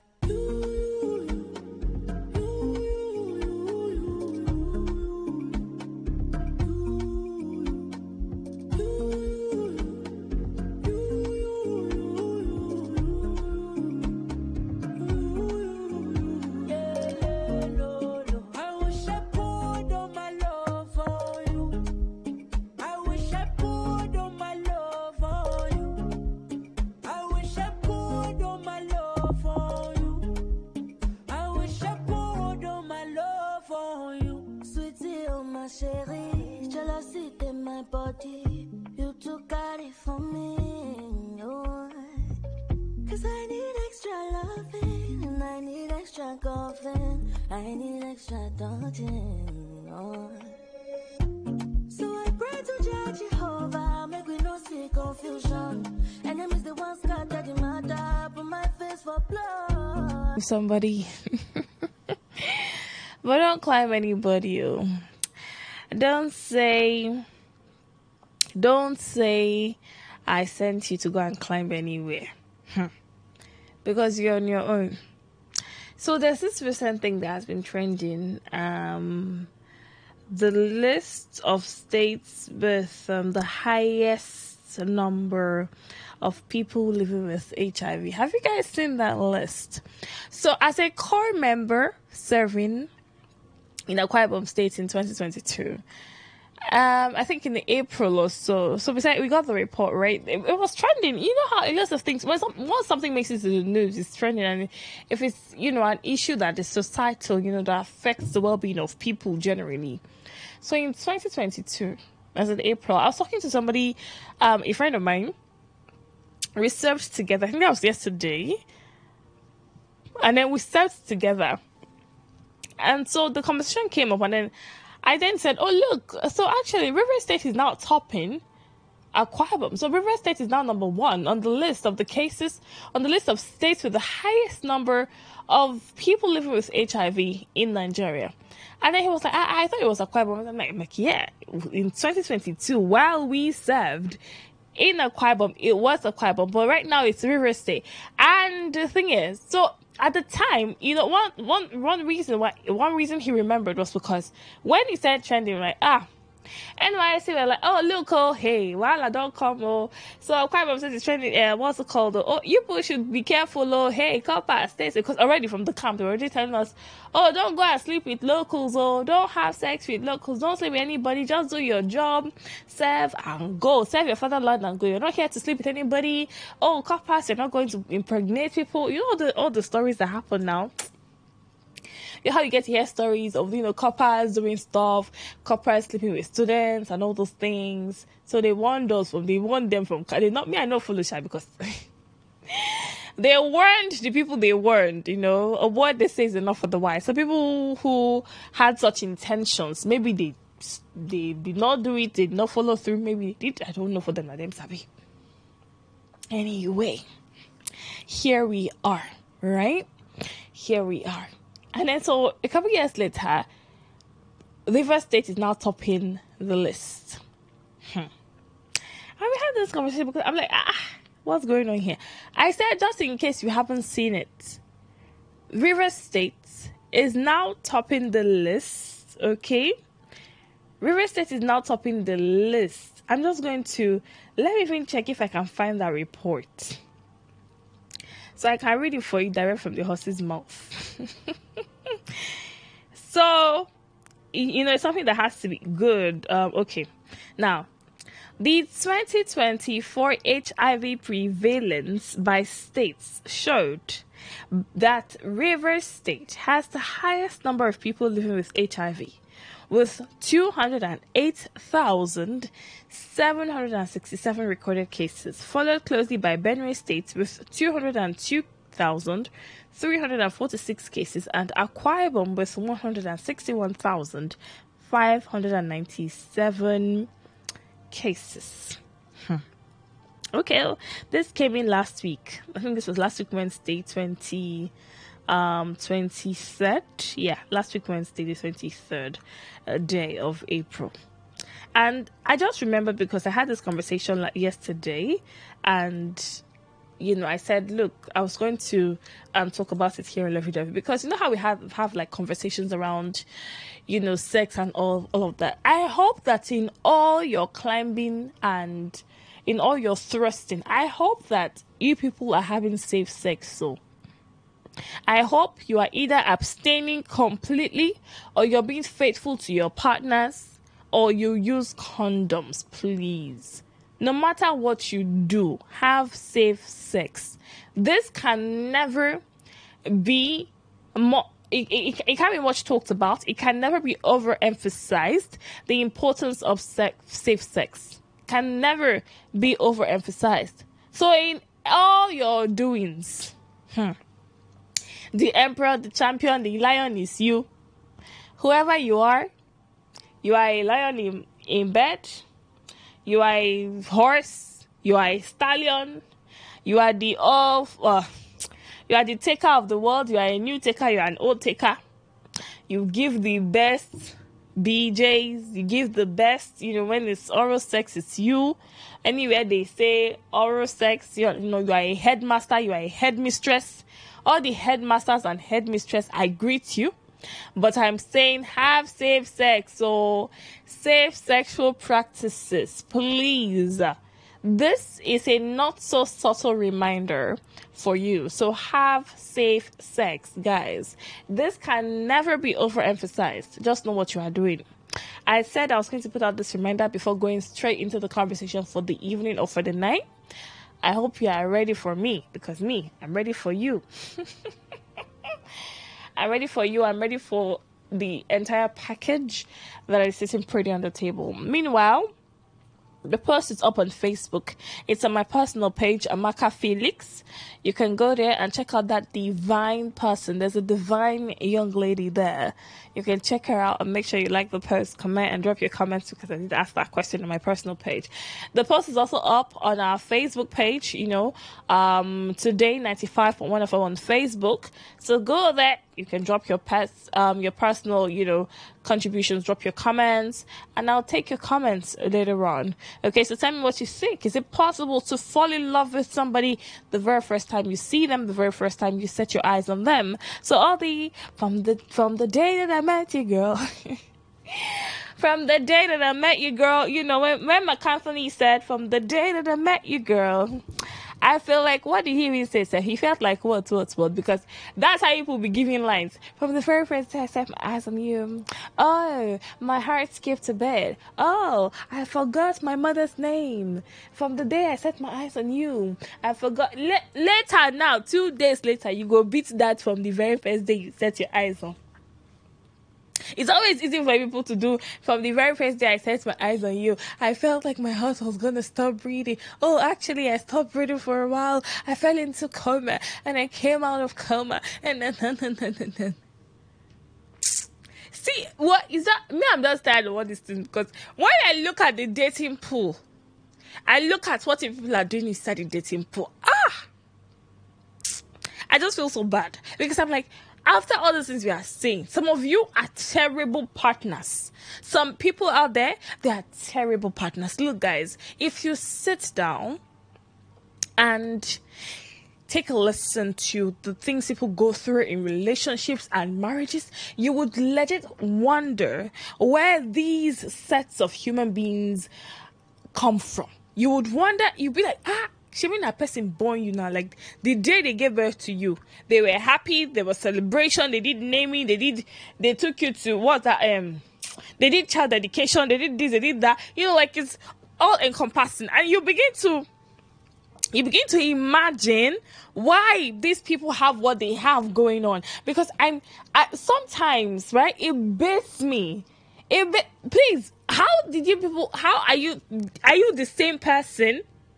So you tell somebody, often the relationship starts on a sweet or soft note, like soft landing. You're telling them sweet nothings. You're telling them you love them and telling them how much they are the cockroach in your cupboard, the rat in your pot, and the sugar in your tea. And then 2 days later, you're either giving them thunderous slap, or you are being a very nasty partner. I'm talking for both genders, because look, women can be abusive too. So this is, while we know that predominantly men abuse women more, I'm talking physically now, because men are said to have more physical strength than women, right? Yes. So while that is the case, men also get abused. Sometimes physically, because some men are also dating Mike Tyson. I'm married to Mike Tyson. I don't know. How you will see Mike Tyson, you go and be dating Mike Tyson.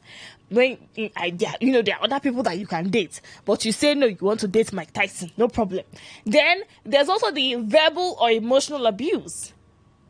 Because the things that people do, hey, no. I cannot even relate. So I'm asking this question, is love at first sight even possible? Because there was a time when I felt like, okay, it was possible to, see somebody and then there's something that would attract you to them immediately. But you people are messing it up in my head. The dating pool that we have now, it is scatter up. Because I'm here thinking, I'm such a lover girl. I'm such a lover girl. I love love. I love love. But the thing is, I look at relationships now. I look at marriages now and the things that people do. Kai. So after telling somebody that they are the sugar in your tea, the honey in your whatever, the things that you people drink, all of that business. And then 2 minutes later, you are doing stuff. You are either cheating. Oh, no. Some people are either cheating or they are abusing their partners, be it physically or verbally or emotionally.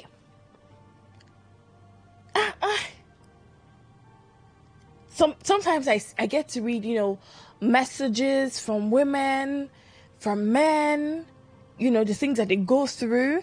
And this is the person that you told that you fell in love with the first day you said it. Some of you during marriage, some people have this culture on the wedding day. Oh, they want to say vows. Some people will not even that vow that what's it called? I don't know. It depends on how you want to marry. For Christians, I think that usually the officiating minister is supposed to read out vows that the couple would repeat before when they want to say I do and all of that. Some people have changed it though. Oh God, don't worry, hold your vow. We'll say the vow by ourselves. You'll not be hearing so the ocean rides apart. Wait. I did Shakespeare. I'm coming. I have to bring out my poetic side. Tonight is your night. Tonight is our night. I want to, go poetic. Let me go Shakespeare on you. It might not rhyme more because more not even like that. But, so set the oceans apart. And then when the oceans come together, I find you. Just like when Moses used his rod to part the Red Sea. Through the wilderness. You were my manna. You were my manna from above. And when I saw you, I knew the world had come to an end.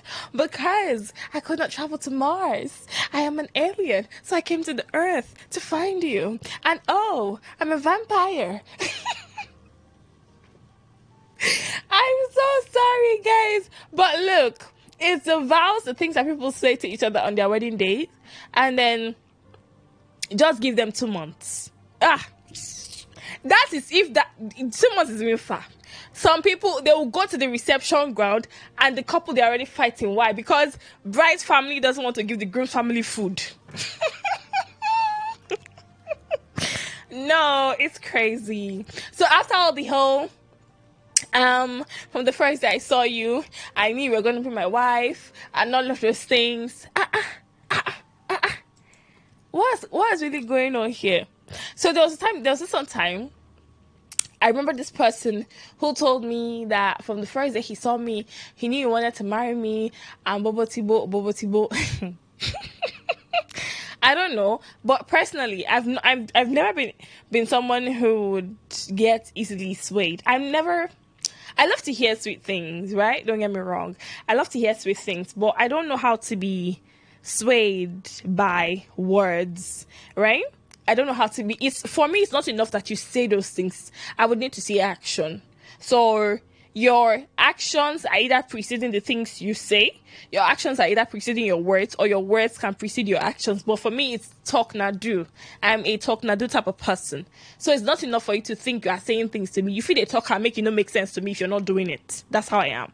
So when you tell me that from the first day you set your eyes on me, Abby, you knew that what? Okay. I'll not be waiting for you to prove what you have said, because it's not enough for you to say it. I don't know how to do that whole, oh, you can't tell me you love me from now till 20 years coming. Well, and you don't show it. Hey, guy, I'm so sorry. But for me, na joke you day. Like, you are just releasing album. For me, you are just releasing album. Like, you can just go and ask Davido if you can share launch dates. As he has released 5 now, you too, you gotta release your own album because that's what you are doing. Straight up. I don't know how to do words without actions or actions without words. Bro, you better come correct.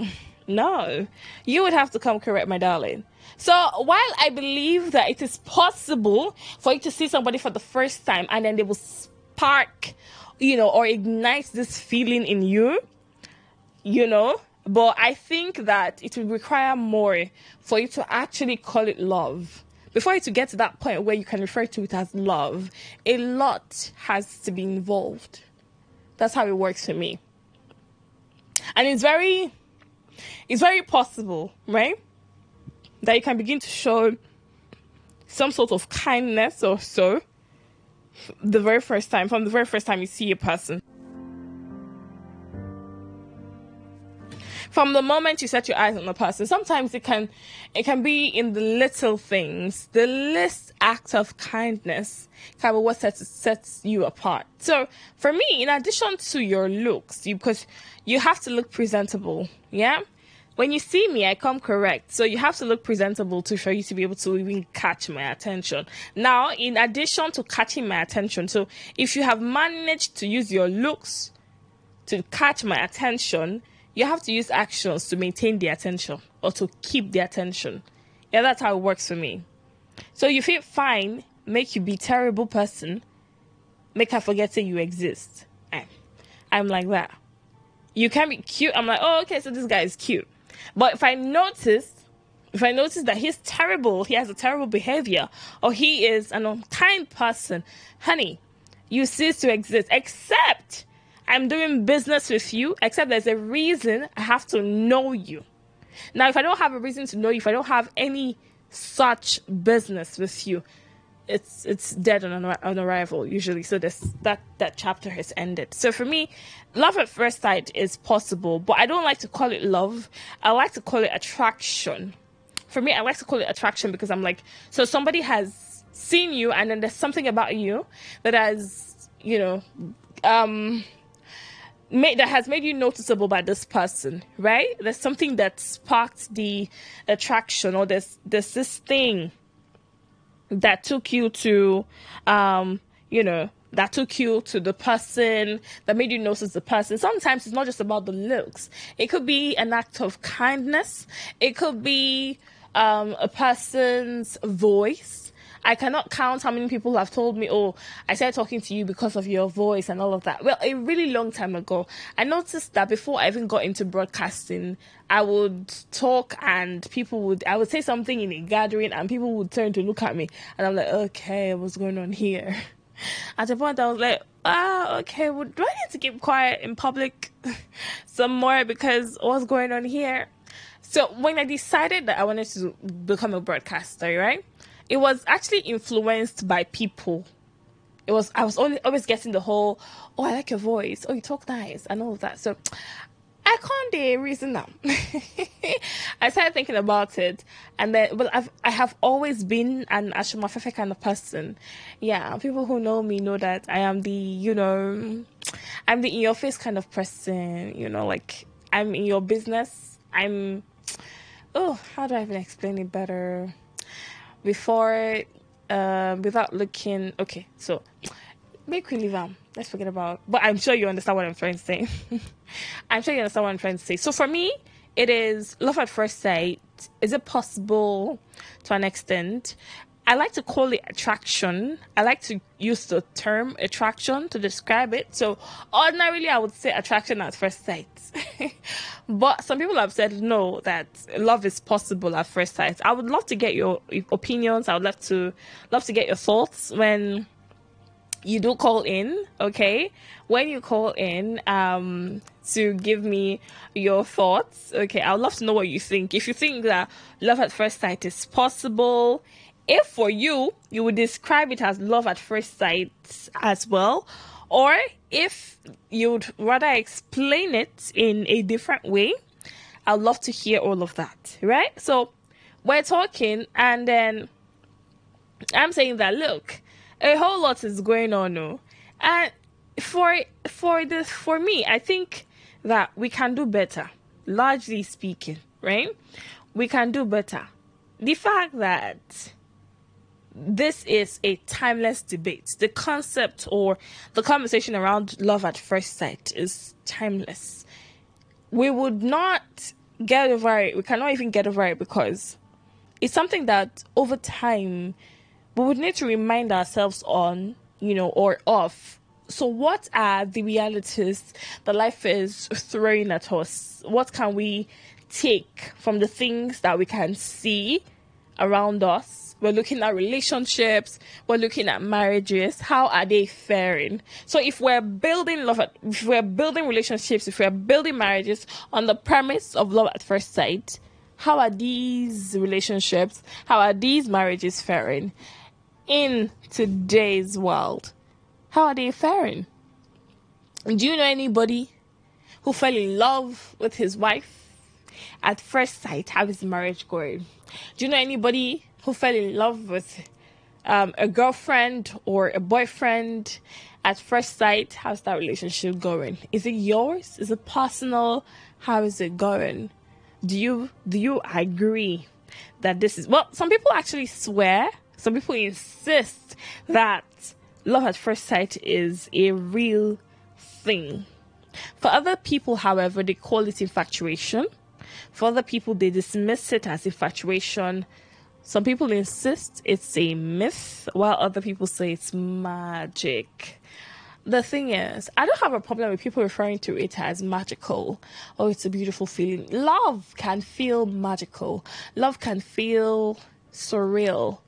Love can feel, oh, is this even happening? There's an amount of love you would feel for a person, or there's a way you'll be loved there. And then you just sit down and be like, okay, so is this real? Does this person actually feel this way? Oh, what did I do to deserve this kind of love? Maybe you've heard people ask themselves those questions, when they want to gush over their partners, or they want to celebrate them on like their birthdays, or if it's anniversary, they want to write sweet things to their partners. And then they'll be like, oh, I don't know, I love how you love me, and all those plenty things. Well, there's that. So love can be beautiful, right? But the concept of love at first sight, is it as beautiful? Is it as beautiful? Now, ultimately, whether love at first sight is real depends on individual experiences and perspectives. So when you call in tonight to share your thoughts with me, I'm going to need you to come to me with maybe your experiences. It could be personal, it could be non-personal, depends on where you want to base your perception on, what you want to base your perception on. It depends on where you're coming from, where you are standing, on the mandate you are standing. If you're not standing on any mandate, Kwanu, you can tell me. If you are sitting on the mandate, you can tell me still, okay? I'm here for it all. But I'm saying that there's a whole lot going on, and so your experiences as an individual, your perspectives would determine for you whether or not you believe in love at first sight, whether or not you think it is real, right? Now, some people might feel an undeniable connection. For some people, there's this undeniable connection. Maybe you might call it chemistry, but for other people, they might need time to develop feelings. Sometimes you would see somebody for the first time and you just know that this person is doing it for you. Have you ever met somebody the first time you saw them, you guys notice that your chemistry choke, and so from chemistry you move to physics, from physics you now move to biology, you now move to what? So you do the science subject, science student, so chemistry, boom, attraction. Physics, boom, friction. Friction. Now you do the things that causes friction. You people know the things that causes friction. And then from physics, friction, boom, biology, reproduction. Straight up. I just did a sharp analysis for you guys. Well, I know I started by saying, in all your climbing, in all your being climbed, be careful, oh. You guys, be careful. It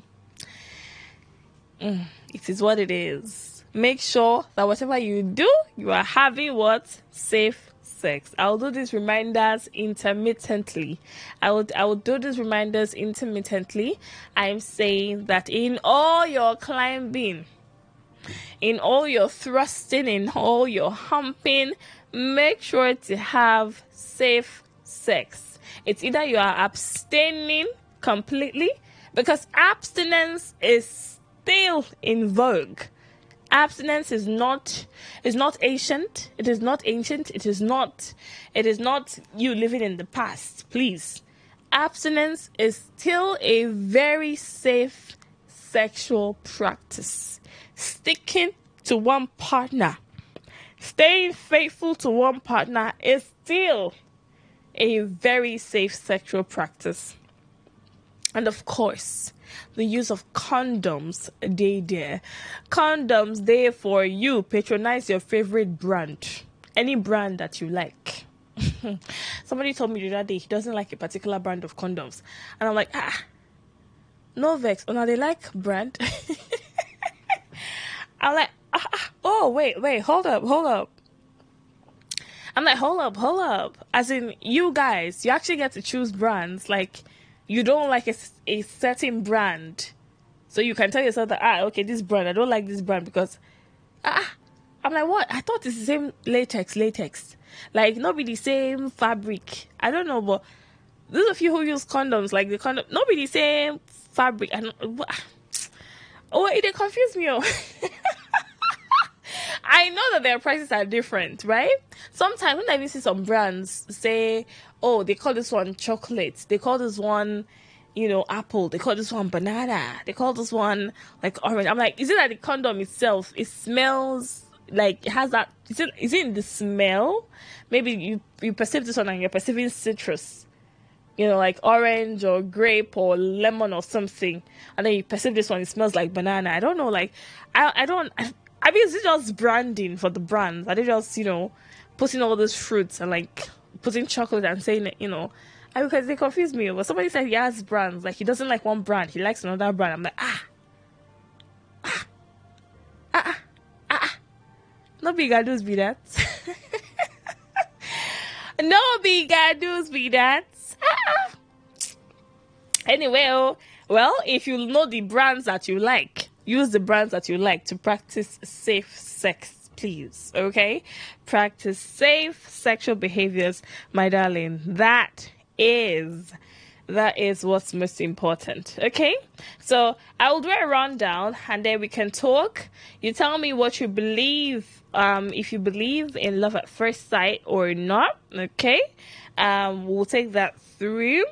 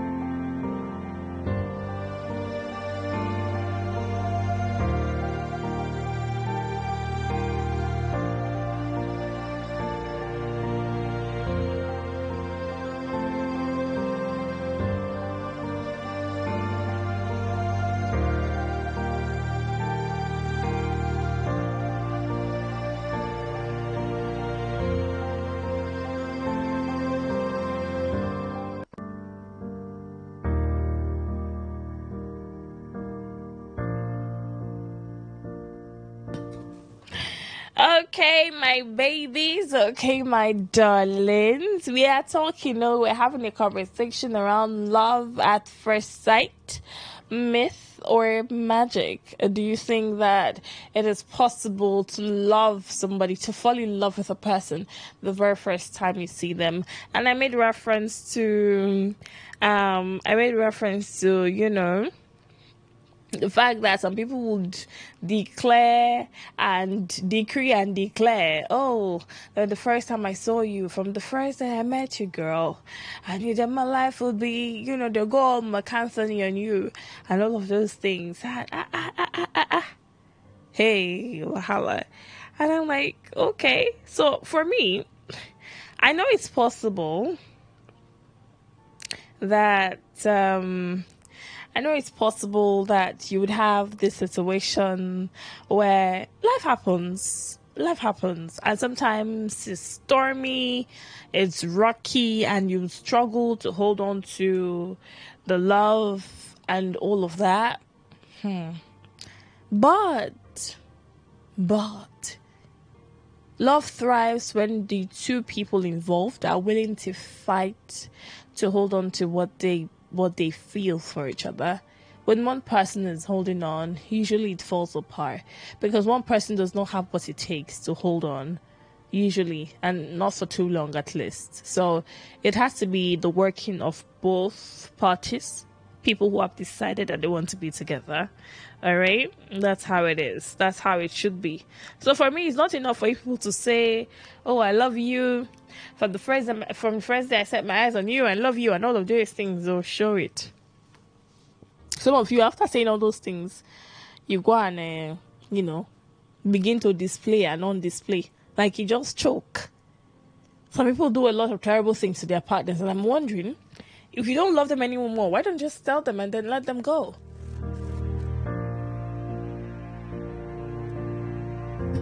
If you don't love them anymore, it's simple. You can actually just tell them and let them go. For me, a breakup, I would choose a breakup. I would rather you break up with a person than keep them in your life or remain in their lives to continually torture them. The moment you know that you don't love somebody anymore, please do yourself and the person a favor by getting the hell out of their lives. Please. Move. And see, forget about the whole, I don't want to hurt her. I don't want to hurt him. I'm thinking about how he will feel.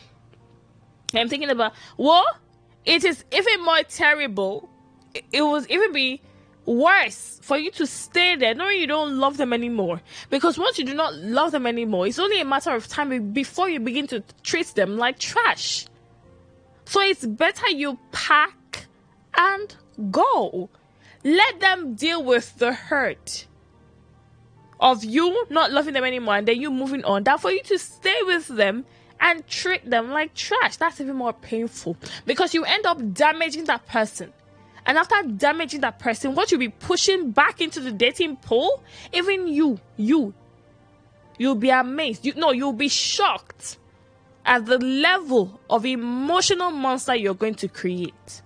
So don't do that to people. Forget about the whole you don't want to hurt them. Let them hurt them. It's better you hurt them. It's going to be temporal. They will heal and get over you. Yes, they will. Their heart is supposed to. It's meant to. They will heal and get over you. Than for you to stay there and then damage them and then push them back into the dating pool. When you damage them and push them back into the dating pool, you have created an emotional monster that will begin to that will now go on a spree to hurt everybody else they come across. I mean, it's terrible stuff. So the next time they meet somebody else and says, the first day I saw you, I fell in love with you. Or the first day I saw you, my heart skipped a beat and I felt like I should do this and that. It should just be lies. You guys, I shiver. I'm shivering because in addition to the weather being cold,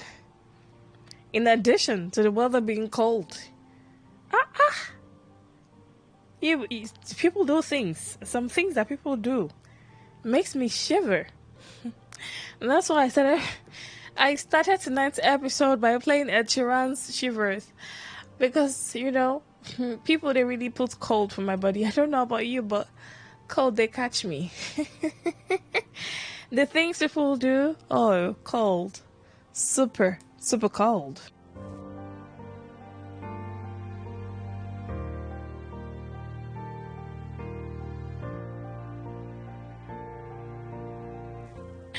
Okay, so love at first sight, myth or magic?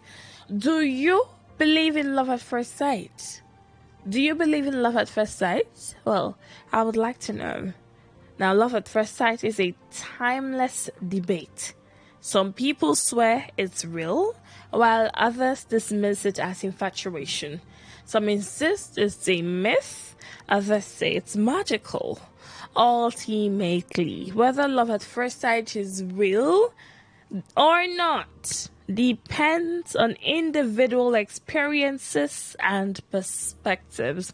Some people might feel an undeniable connection, while others might need time to develop feelings. This is how it is. This is how it works for different people at different times. Okay? There are people who would insist that, okay, so what you actually feel is infatuation, and things that can be explained. Instant attraction would explain infatuation, where strong chemistry or physical attraction can spark intense feelings. You can see somebody. So here, I put this up on let's see, my WhatsApp list, my WhatsApp status, and I got various responses. Some of them quite funny but truthful. Yeah, some people told me, okay, yes, some guys who have iniquity going on for them. Some of my friends, I tell them that they are full of iniquity, and they agree with me. Because why are you telling me that if she has big bum, you can fall in love at first sight? What is that? I mean, I had some of my male friends telling me, oh, if she's well sculpted or hourglass shape, I can fall. I said, wait a minute. You people are vain, man. Very vain. But, it is what it is. So I understand that strong chemistry. There's physical attraction, right? You see somebody and then the person does it for you. You go, oh, damn. You go, you're looking at this body, you're looking at that body. And all of that is adding up, and stuff. I have a friend who is also a journalist, but not in Port Harcourt here. So the first time we got connected, he told me that. So there was a reason I texted him. It was supposed to be for something that was work related, but based on saying, big shot journalist, and he's a very proud person. He told me the only reason he responded to that message, it was official, because there was something. So I was with another station at the time, and it was official. There's a reason. I had to text him and stuff. But this dude, so it was much later, of course, when we had become friends and all of that. This dude told me the only reason he responded to that message at the time I sent it was because he checked my profile picture and saw that I was cute. I don't know for him, but me, I don't know what he's saying, but he told me that it was because he saw that I was cute, that he saw that he's a fine girl. That's why he responded. I said, what's in with this? Why are you a vain person? Why are you... I'm like, you have iniquity going on.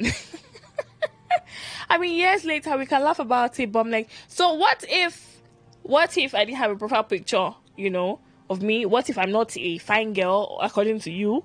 What if, a lot of other what ifs?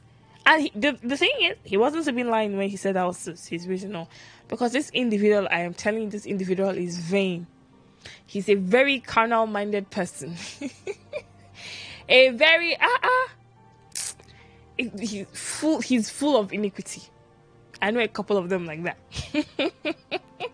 So for some people, there's the whole physical attraction, strong chemistry right there, can spark intense feelings. And then for some others, it's emotional connection. The very first time, emotional connection, maybe shared values, maybe personality traits, maybe experiences that might create a deep bond. Yeah, people would meet under, certain circumstances, and you would hear, oh, okay, oh, I've gone through this happened to me, this happened to me. And this was how I dealt with it. You know, people can bond over grief. Yeah. People meet sometimes. I've heard where people bond over grief. They lost someone, they lost something, they are grieving, you know. I know somebody who started dating somebody when her father died. Yeah. So because he was close to the family through another sibling, so when the father of the family died, he started getting close to the other siblings. So he got close to the person he eventually started dating.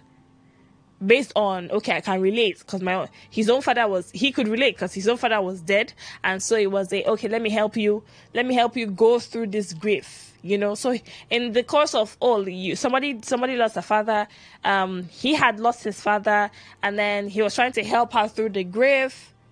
Relationship, like as in, now so it starts. We don't relationship, boom, relationship don't start. Grief, cry. Sorry, relationship does start. Boom. So, experiences, you know, there's that emotional connection. When they feel that there's something bringing them together, that they have a common ground, there's something that they can both relate to, it could spark emotions, shared values. I believe in this, I believe in that. You believe in this and that as well. Okay? Oh, this is something to build on. Personality traits. I'm quiet, I'm reserved, I don't speak until I'm spoken to. You are quiet, you're reserved, you don't speak until you are spoken to, you know. So we can even communicate with our eyes. We talk without talking. We speak without speaking. You know, so people have that whole thing going on. And then there's unpredictability, which is the fact that love can catch us off guard. Love can catch anybody off guard. Love can be unexpected. Like sometimes you will not see it coming. People, what did Rihanna say again? We found love in the. We found love in a hopeless place. I think maybe that's what Rihanna talk about. Rihanna fans, I mean Rihanna lovers, because some of you that have crush on Rihanna. So Rihanna said, we found love in a hopeless place. Some people can find love. Some people have found love in hopeless places. Love is unpredictable. Yeah. So for some people, they would love people that they never thought they could love, you know, and then stuff happens. So it is what it is. So it's now time for me to talk to you, beautiful people. It's time for you and I to have a conversation. So phone lines are open. Call in and tell me, answer these 3 questions. I'll be 4. It depends on it depends on if you have the right words. All right, so first off, what is your take on love at first sight? What do you think about love at first sight? That's my first question for you. Second question, have you experienced love at first sight? Or do you know someone who has experienced love at first sight? I would like for you to share that with us tonight. Is it possible to fall in love with someone the very first time you see them? Okay, I have 4 questions for you. First question for you is, do you believe in love at first sight? Let's start from there. Okay, let's start from there. Do you believe in love at first sight? It's a question I would need you to answer. Do you believe in love at first sight? That's the first one. The second question is, what is your take on love at first sight? What do you think about it? Is it real? Is it not real? Do you think it's infatuation? Do you think it's mythical? Do you think it's magical?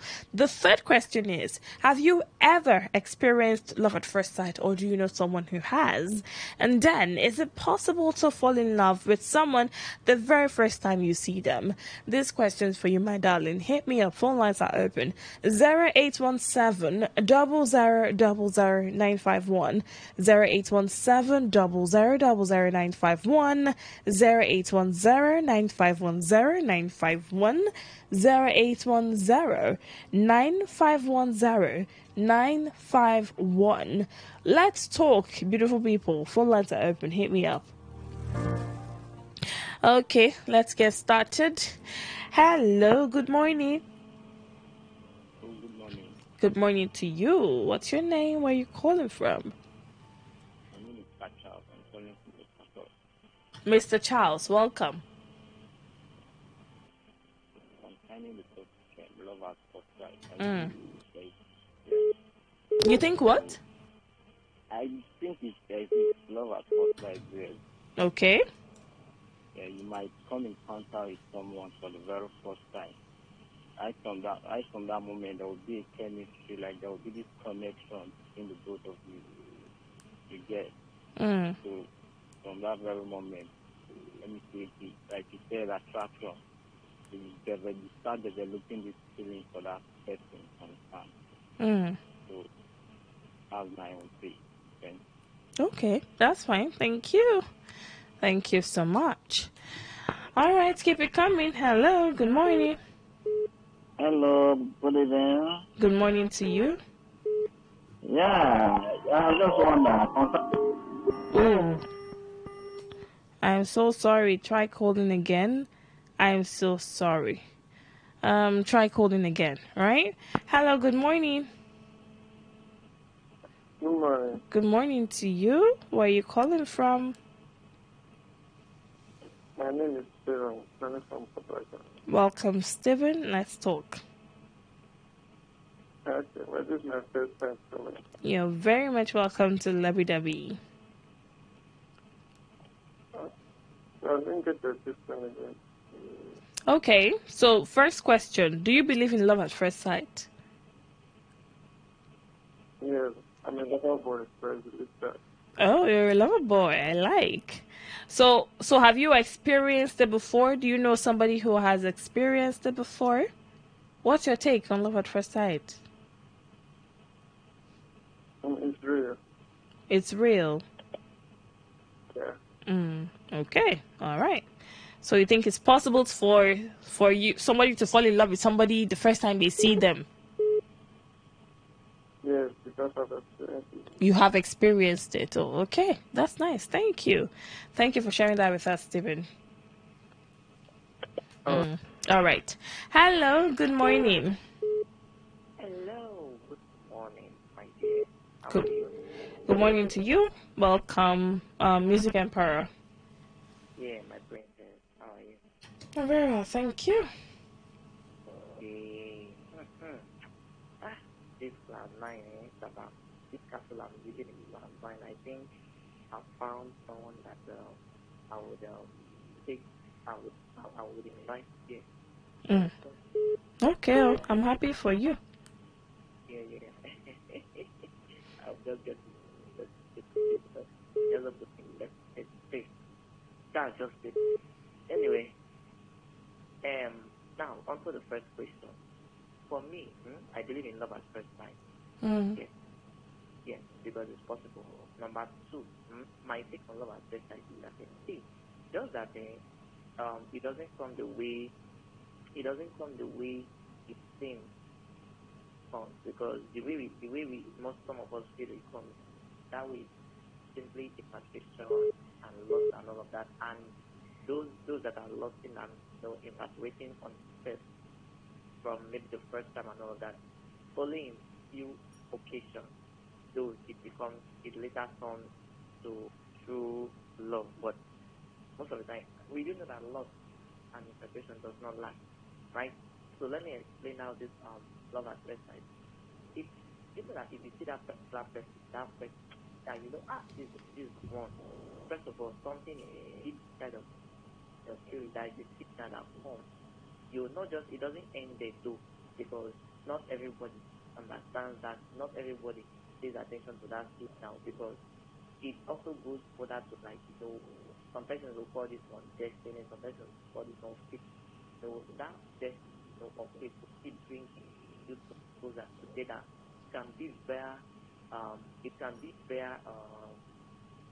work or whatever, but bringing you closer together, it can be in form of anything. You may not like things that you may not like this person. Physically, you may be quarreling with the person and all of that. You could maybe had headache, over yourself. You two may be all just friends and all of that. Different ways and all of that. Why is it that way? Because it was naturally designed and created, and designed by God. Understand? So that is why it's that way. Until time comes, and it has a has a specific time. Yes, it has a specific time where that it's playing the name where they love for them, then come. And that one I don't see falling love, stand love, but rather we stay in love, we be in love, not fall in love. So it is completely playing, it's completely completely wonderful and glorious to have that, because true love is spiritual. True love is deeper than just baby, you're the cockroach in my cockroach, you are the honey in my tea, you are the only belt in my trouser. So only, okay. Yes, so are you saying that love at first sight is possible, or it's not possible? It's very possible, but it doesn't come the way we. So it requires more. After that time, there has to be more. It's a process. Okay. It's a process. So number 3, well, we've seen and we've heard stories of a lot of persons that experiences love at first sight and all of that. Even there was a program I went for actually in church too. But this one it was not about him now. Yeah, this lady was in a relationship with her. Okay, wrap it up so I can talk to other people. Yeah. So actually the person was having this relationship. It happened to the person. It happened to her. The Holy Spirit. The Holy Spirit ministered to him. The person was shaking when he went for that occasion. That person was positive. He is positive, and it happened. So I believe in it, and I hope to experience. All right. All right. Thank you. Thank you. God bless. Thank you. Yeah. Hello. Good morning. How are you doing? Good morning to you. Welcome to Solomon. Talk to me. Do you believe in love at first sight? I'm sorry, what? Yes. You believe in love at first sight? Yeah. Okay. So you think it's possible for two people to fall in love? That's possible. All right. Thank you. Thank you, Chief Solomon. All right. Meanwhile, messages are in, so you can send yours. Send them to 0701933962. Okay, 0701933962. I'm taking regular text messages and WhatsApp messages as well. Hello. Good morning. Hello. Good morning. Good morning to you. Welcome, Chisom. How are you? Fine. I'm all right. Welcome.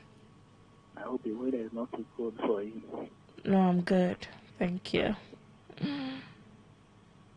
I believe in love at first sight, though, and love at first sight is real. And I've also experienced it. Okay. Most times, especially not once, not twice. Especially what attracts me to a lady at first time is the way she appears. Not those ones that are rascally dressed too. Once a lady appears, smells nice. I love it so much. So, and I've experienced it a lot, but not that I'm not talking to all of them, but out of many, at least I would choose one to have a conversation with. And I've found something. Not that I don't talk to those that are not like those ones that wear pint and saying that is one shot of all. Not that I don't talk to them, but I know that's something, and that makes me fall in love more with ladies that usually dress responsibly. Those ones do against that. Those that are actually dressed. Once you talk to them, at the first instance, they pretend that if they are, although most of them don't have nice character. At the first time they pretend, but before 6 months or 6 to 7 months, they start showing their original character. But see those ones that are well dressed, not that they are too good, but they actually see them like someone that have full training. Okay. if you are still with them for long, just having a conversation with them, they talk, That made me to fall in love each time I see a baby that is just broken. Okay. So, All right. Mommy, Yes, please. about the issue of this condom we are talking about. About the issue of what? I mean the condom. I wanted to ask you something. Mm-hmm. It talks about, I don't know, I can't quote you somebody the way you did it, but it talks about character. And someone character once you meet the person for the first time. I don't know, how can you observe someone's character for the first time? You are an adult, and there are things that are important to you in a partner, right? There are things that you like, that you are looking out for if you're going to date somebody or if you're going to marry them. It's simple. So you see somebody for the first time, there are things that would happen, depends on the circumstance or the situation in which you meet the person. Those things, if the person catches your attention, maybe based on how they dress, like you've said, you like it when women dress responsibly, right? So if the person catches your attention, maybe based on how they dress or how they talk, you can take it up from there. That is what I do most times. But okay. I'm still looking for more things to look out for. All right, continue. You can create a list, so, and then to help you. All right. Thank you very much. Thank you. Okay. Hello. Good morning. Good morning. Good morning to you. Name, location, please. It's Anthony. Anthony, where are you calling from? All right. Talk to me. Yeah, the first question, you believe in love at first sight, right? Mm-hmm. So, yes, I do, but most people don't. So I believe in love at first sight. Okay. Have you experienced it before? Do you know somebody who has? No, I've experienced it for a long time, but I'm not more. But you think it's real? It's possible to fall in love with somebody the first time you see them? Yes, it's possible. All right, that's fine. Thank you. Thank you so much, Anthony. I thought it's 4 questions. It's only 2 actually. You've answered the rest. You've answered the rest. You said it's possible to fall in love with someone. You said you've experienced it before, so yes. All right. Thank you, Anthony. Right, thank you. Hello, good morning. Good morning, Amaka. Good morning to you. Yeah, morning. How was your day? Fine, thank you. Name, location. This is Didi calling from Adajon. You're welcome. Yeah, it has been a long time. You're welcome back. Yeah, thank you very much. Well, Amaka, can you repeat the question? Let me answer it anytime you ask. Do you believe in love at first sight? No. You don't? I don't. Okay, so if you don't believe it means you've never experienced it and you don't know anybody who has? I have experienced it, but at the end, when I sit down, I discover that it's not love. It was not love at first sight? Or it was not love in the long run? Yes. Okay, so the first time you saw the person, you got attracted to the person, or was it the person who got attracted to you? Which one? I got attracted to the person. Mm-hmm. So what happened? Yes. Take us through it. Yeah, but as time goes on, I discovered I doesn't like the person again. Okay, so you started seeing characters that, like things you didn't like, okay? And so the love now scattered. Yes, the love don't scatter. you see, there is one thing, when people say love at first sight, that is why, just as I said, no. Why is because, see, there is a difference between me, what I believe is, there is a difference between love and like. Mm. Yes. So you can like And somebody. Yes, you can like somebody. You just see the person at first sight, the physical appearance, the way you look at the person entered your heart. You just like the person, and that time that thing that just happened at that first time, it's not love. It doesn't really reach love, because you cannot love somebody that you don't know. In fact, you cannot love somebody that is status and accountability you cannot define. You can't. Okay. Because love is just like when you saw a wrapping, something was wrapped, and at the way they wrapped it, you like it. Then when you finally open it, the way they wrap it is very good. Yes, you like it. You like the wrapping, the outward appearance. But when you finally open, what you saw there is not what you want. So you may not like that thing again. You cannot even connect to the way it was looking for the first time, the way you like it. What is because the content you see inside is not what you expect. So you can't say, I love the way they are. No, you like it. And that's the same thing with love. All If you see somebody for the first time, yes, you may like the person, but when a time goes on, as you people begin to interact, there are some things you may discover that no, this is not what you want. All right. Something that you want to do with. All right. So it's not yes. Everything that happens outside to me is not love, it's life. All right, thank you. Because love cannot just happen at the first time. Love is a process. It takes more time. Okay. As you people interact, yes, you hear each other, yes, you begin to know the person. By that time, you will see another new feeling will enter that is different from the first one. Then that is where love begins to. All right, thank you. The first one is not love. Yes. Thank you. Thank you very much. Thank you for sharing that with us. All right, keep your messages coming in. Keep your messages coming. 0701-9339-962. For calls, keep it coming. I'm still taking calls. Hello, good morning. Hello, good morning. Good morning to you. Name and location, please.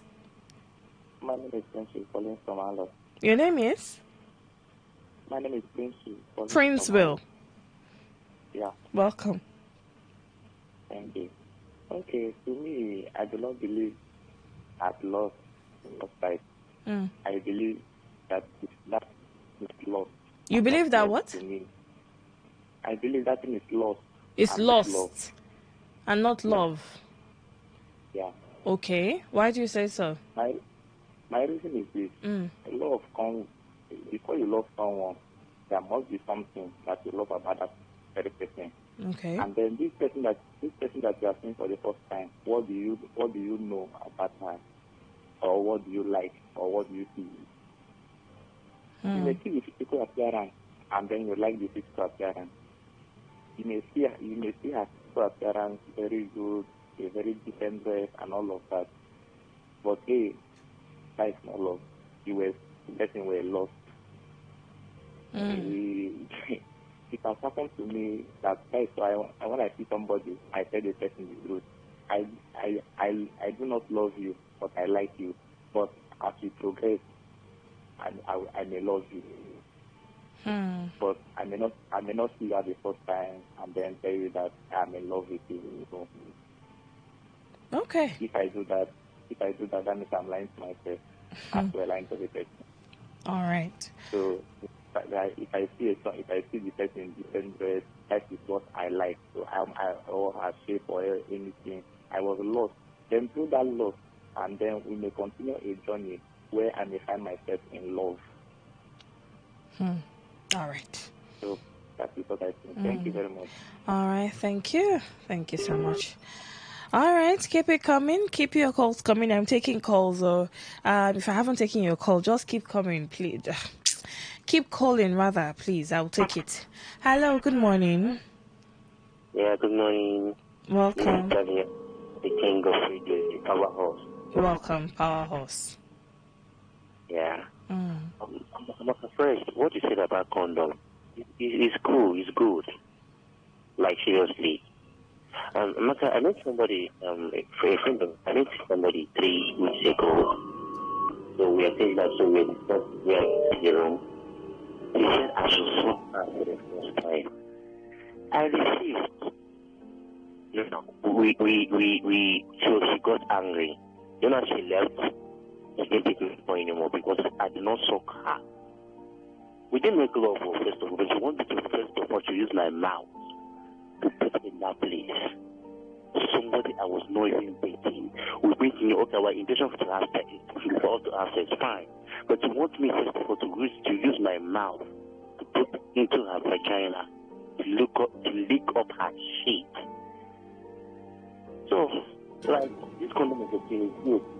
And it's not also good to make a girl for the first time to lick her whatever. You know what you're saying? Yeah. Okay. Yeah, and what to say? Love at the first sight, it happens, right? But it doesn't last. Yeah, because you meet this person. Let me just say what I met somebody, and hearing me. You know, I'll be sure in bed. I don't need to see. But people around me were telling me like, "Oh, this kid too fine." I'm like, "Let me not lie for you. I fell for her because women, we believe what we see. Even my elder brother saw he said, "Oh, this kid too fine."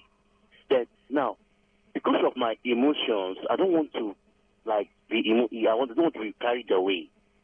Although I'm like, you know what I did? I love her. I fell in love with her. But I want to see if she loves me. But I'm like, you know what I did? I deleted her contact from my phone. 2 days later, she didn't call me. I want to see if she's feeling the same. And I found out okay, and I found that I'm sick. Still, she didn't call. So I don't want to be in this. Maybe in the situation of me loving this person, this person don't love me. No.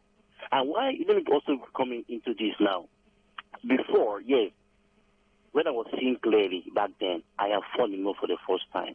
But later, I found out that this person is not the right person. And the same person I fall in love with went to sleep with my father's friend. That was his fact. I said, Jesus Christ, this is the beast. So I have to leave. Now, falling in love is the first time. It doesn't last.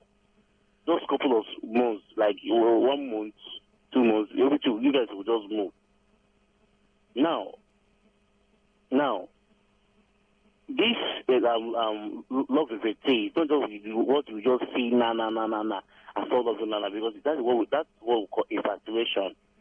Like our brother Pisker said, it's not temptation with a little confusion.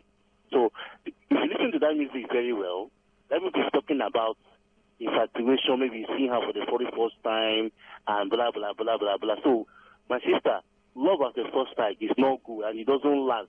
Okay, Amaka, do you know the reason why people are rushing into marriage and breaking out? This is the first loving at the first sight. I know what I'm saying. Are you hearing me? Mm-hmm. Yeah. Okay, I have a cousin sister. This man saw her and they love each other at the first sight. Amaka, ask me where I now. They are no longer living together again. My cousin sister now, she doesn't have a baby for the man. The man has not had baby somewhere age. The man up to today, he has not gotten married. For over 16 years now, they have separated. So this love of foresight, like force whatever, it doesn't work and it doesn't last. Look at marriages here and there now. Like what you are saying, baby, I love you. You are the moon in my eye. You are the water in my shoulder. Okay. At the end of the day, they're no longer living together. So for me, it doesn't work. All right. Thank you. Thank you. Okay. What do you think about love at first sight? Does it exist? Do you believe in love at first sight? Do you not believe in love at first sight? Let me know. Phone lines are still open, so keep your calls coming in. Let's talk. Hello, good morning.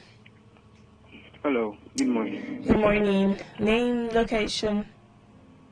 My name is Marcus, calling from Emoha. Welcome, Marcus. I personally do not think that love at first sight exists. I don't believe in that. Because I cannot see somebody. The highest that can happen to me is that maybe I see you, I can get attracted to you. Yes. For me, it takes time for me to love a person. I cannot just see and You can be attracted. You can get attracted to a person, but it takes time for you to fall in love. Yes, it takes time. I must be like seeing you every day, and you must be like friends first. I must know you. Maybe you could be a friend.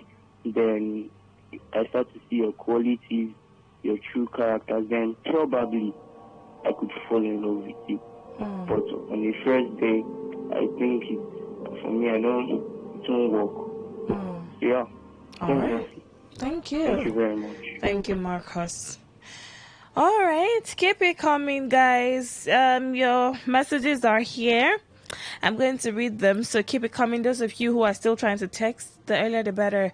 0701 9339 962. 0701 9339 962. Regular text messages, WhatsApp messages as well. Okay, so let's have it, beautiful people. Do you believe in love at first sight? For calls, I'm still in the business of taking calls, so keep it coming. 0810 9510 951. 0810 9510951. 0817 0000951. 0817 0000951. So, tell me what you think. Do you believe in love at first sight? Do you believe in love at first sight? What's your take on it? Have you experienced it? Do you know someone who has experienced love at first sight? Or is it mythical? Is it magical? Is it a myth? Is it something that you don't think exists anywhere, where somebody can see somebody and boom, they now begin to say, "Oh, you don't make me fall in love." Hey. It's like I should go and do a remix of that song with the band.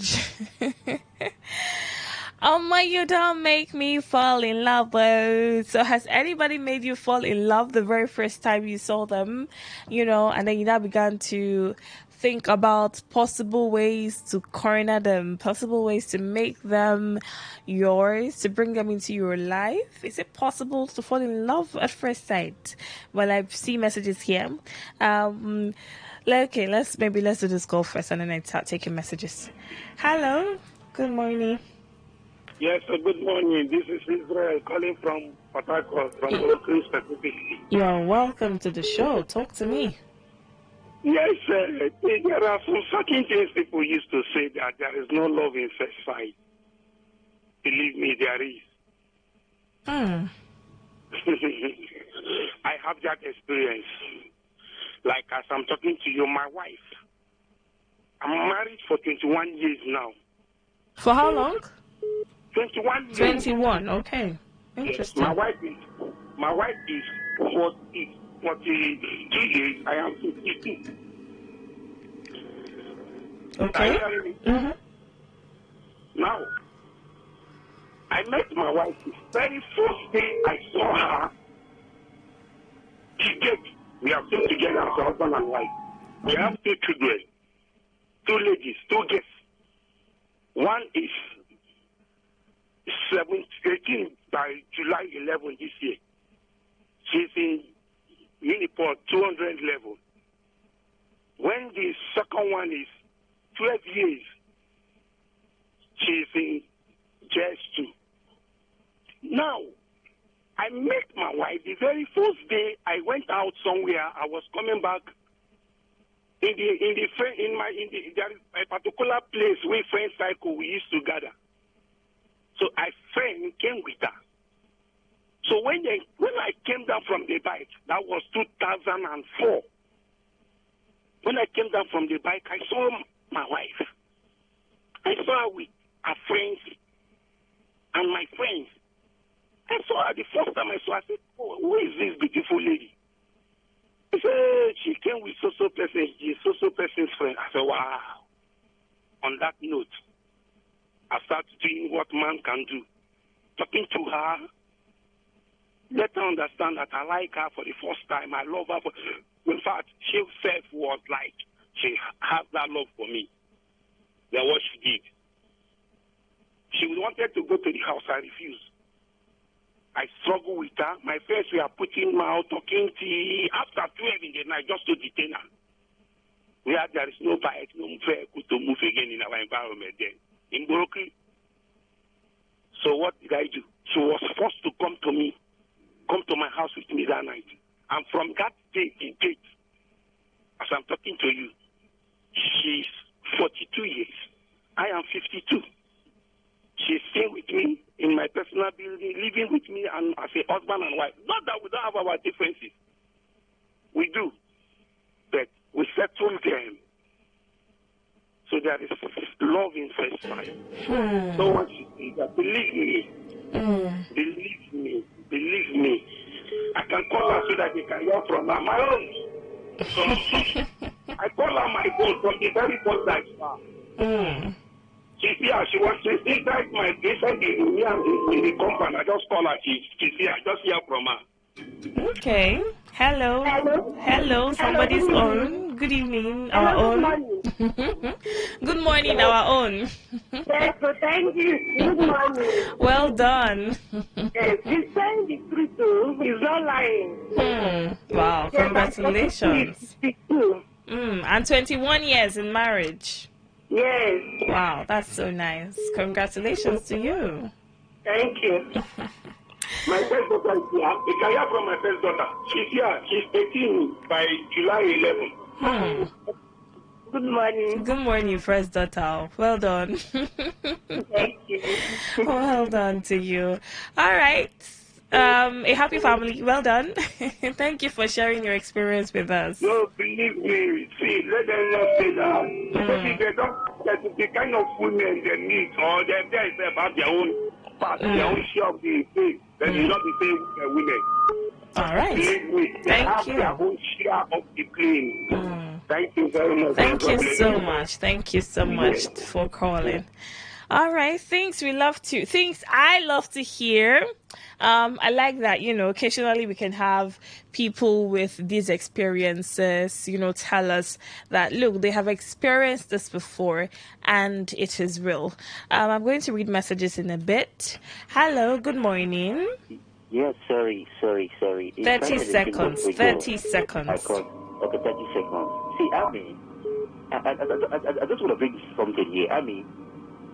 Love before and love now is no longer the same. Okay, so because somebody said he's been married for 21 years, you think it happened in the past, it cannot happen now? Oh, okay, what about Two-Face? I said love before and now it's no longer the same. All right. Thank you, Daniel. Yes. All right. Okay, so for Daniel, he's saying that, because it happened before, now it doesn't mean it happened. Yes, you understand that the dating pool is a mess, right? The dating pool right now is a mess where we have, damaged people, dating people who are seemingly sane and then damaging them. We understand that happens. But is this possible where people can meet the first time and fall in love? That's the subject. That's the concentration. Hello. Special baby. Good morning to you. Welcome. How are you? I'm very well, thank you. I hope if I can get your question very well, or you clear me, because I'm hearing something. Do you believe in love at first sight? Special is my case. My wife and I we didn't deal. I'm not saying anything. It was just in a church program. I know me and a womanizer. Yes. I will attest to that. Don't worry to trouble. Okay, you are a womanizer. Before or now? Okay, you were a womanizer. Yes. Okay. Yes. So at a point, no, I don't need somebody to. I don't lie now. I don't lie. What do you don't lie? Okay. So when I get to it, I say no. Let me stop. I want to marry. We didn't date anything. We met in a church program, and I told her, how was you say fancy? I want to marry you. That day I gave her a name, Nimedito Barry, beautiful angel of God. That day I gave her Nimedito Barry in my language, in beautiful angel of God. Nimedito Barry. Can you hear me? I can hear you. Fine. So we talked, and I say, I want to marry you. She thought I was joking. She went to meet her pastor. And her pastor told her, then she was in a relationship. One person, one relationship, and one other person. who wants to marry her too. And she went and met her pastor. That she's coming. The pastor said, this man that met you today, that yesterday, the man you should go. Not anything. And she called me. I asked her to come. She came and said, no, I've not made love with her. I said, no problem. Go and tell your people that we are coming. We met just after 3 months we wed. We met on the July ending. We did the marriage in September. We did wedding in December, just 3 months. We did not do. And I love her, and she loved me because it was from my heart to marry her. So the most times, the problem, okay, people don't love on social media. Especially you have not seen in your lifetime on social media. People don't love on social media. People don't love. They do, and they love. This is not about like. That's why when some person say, it's not about people on social media, especially you have not seen for your lifetime. You love on social media, chatting, doing naked chatting and all that, and you love that person. So when we talk about love, it is on your mind. When you don't love somebody, you don't love. You don't love somebody, you don't love somebody. When you love somebody, from that first day, the moment you see somebody, these are two eyes, these are our two eyes. The moment you just accept, just look at somebody, a baby, you love that somebody, that person. Except you're a womanizer. Womanizer don't love. Let me tell you the truth. Any man who is a womanizer don't love. They like everybody, they don't love. They like everybody, don't love. All right. Thank you. I don't love. You understand me? People I like, I don't love. Okay. When I see my what I love. All right. So it's not about 20 days, 20 years, no. The very day is here. It's possible. It's a prophet to tell you. All right. Thank you so much. Thank you so much. So how are you? I'm very well, thank you. All right. So here we have it. Another experience here. The thing is, I was saying, right? So for Daniel, his point was, okay, so the previous caller, that would be Mr. Israel. It happened 21 years ago. Well, Prince, the last caller, his name is Prince, and his marriage is fresh. I think he got married last year. I remember he invited me for his wedding. This was fresh. It was last year. So I don't think it's about, it happened a long time ago. What is possible, right? I did say that there are circumstances surrounding it. There might be circumstances. Sometimes some people have the intention of, getting married. I think another thing would be your mindset when you meet the person that you meet. Yes, over time, you would need to find out, to discover more things about a person. But like I think Chiso mentioned earlier, there are certain things that would attract you to a person, that would even begin to tell you about the person's morals or about the person's values before you even get to know them. Such things would include how they dress, the way they appear, what they say. It depends on the circumstance you meet them in, Some people are just naturally kind. Sometimes people are attracted to kindness. Sometimes people are... I gave you guys references here. I made examples of how over time I've gotten compliments based on my voice. I've noticed that people would listen to me, or people have said some things to me because they like the way I talk or they like the way I sound. So for some people, little things can attract them, and then they'll be like, okay, so you talk like this, or you be like, who will get sense, or you dress like this, you dress in a responsible manner. It means that you are probably responsible. So because you are responsibly dressed and a person is interested in the fact that you look responsible, they want to find out. They want to get to know you and more, but instantly there's been that attraction and all of that. So I know that it's different strokes for different folks. Different things happen, to different people at various times. And I always say that your realities are different, and so your opinions are valid. I say that on lovey-dovey here because I understand that as our faces are different, so are our realities, right? Everybody has a different reality. So there are the things you will say to me here, especially when they're your personal experience. I will not doubt, because I know that things happen differently for different people. Things work differently for different people. There are people who have attempted love at first sight, who have, said, I like this person the very first time I saw them. I liked them. This one happened, that one happened. And it didn't work out for them. They got to know this person and then they discovered that the person has bad character. The person has, other characters that they cannot deal with. And so they decided to end it. It's possible that you can actually get to see somebody, you are attracted to them the very first time. Maybe there's that one quality that they possess. But you know that people are not even perfect. So it's not like you can get a 10 over 10. Right? So maybe you saw one quality or you saw two qualities and you decided to give this person a try. But out of the 10, the person only has 2, and that's a very poor score. And you decide to let go of that relationship or you let go of that person. These things happen. We understand that. We understand that these things happen. Oh, our time is fast spent. Let me quickly read messages before we go. Okay, let's get started with this one. It says, good evening, Amaka. Well, good morning now. Indeed, I believe in the first time. Okay, this should be, I believe in love at first time. Or love at first sight. Okay, let me do this call before we go. Hello. Good morning. Morning. Good morning to you. I'm very well. Welcome, Jude. Please, can I try to understand the question? Like, you're asking, like, the person that they used to have, like, love at first sight. Yes. Do you believe in love at first sight? Yeah. Yes. Because now, the thing that happened to me. Okay, you have experienced it before. Yeah. Okay. Like, what made me, really like when I see the girl, like, the way she dressed, like, how she composed herself, like, her behavior and the way she talked. You can, when she was talking, like, how she was. How she did, like how she lived and how she talked. So now when I was with the place that I was there, I really feel it and how she was composed and stuff. That was when it stuff was like started. And too, the thing is like she has a good character. I really became a lover at that time. All right. Thank you. Thank you so much, Jude, for sharing.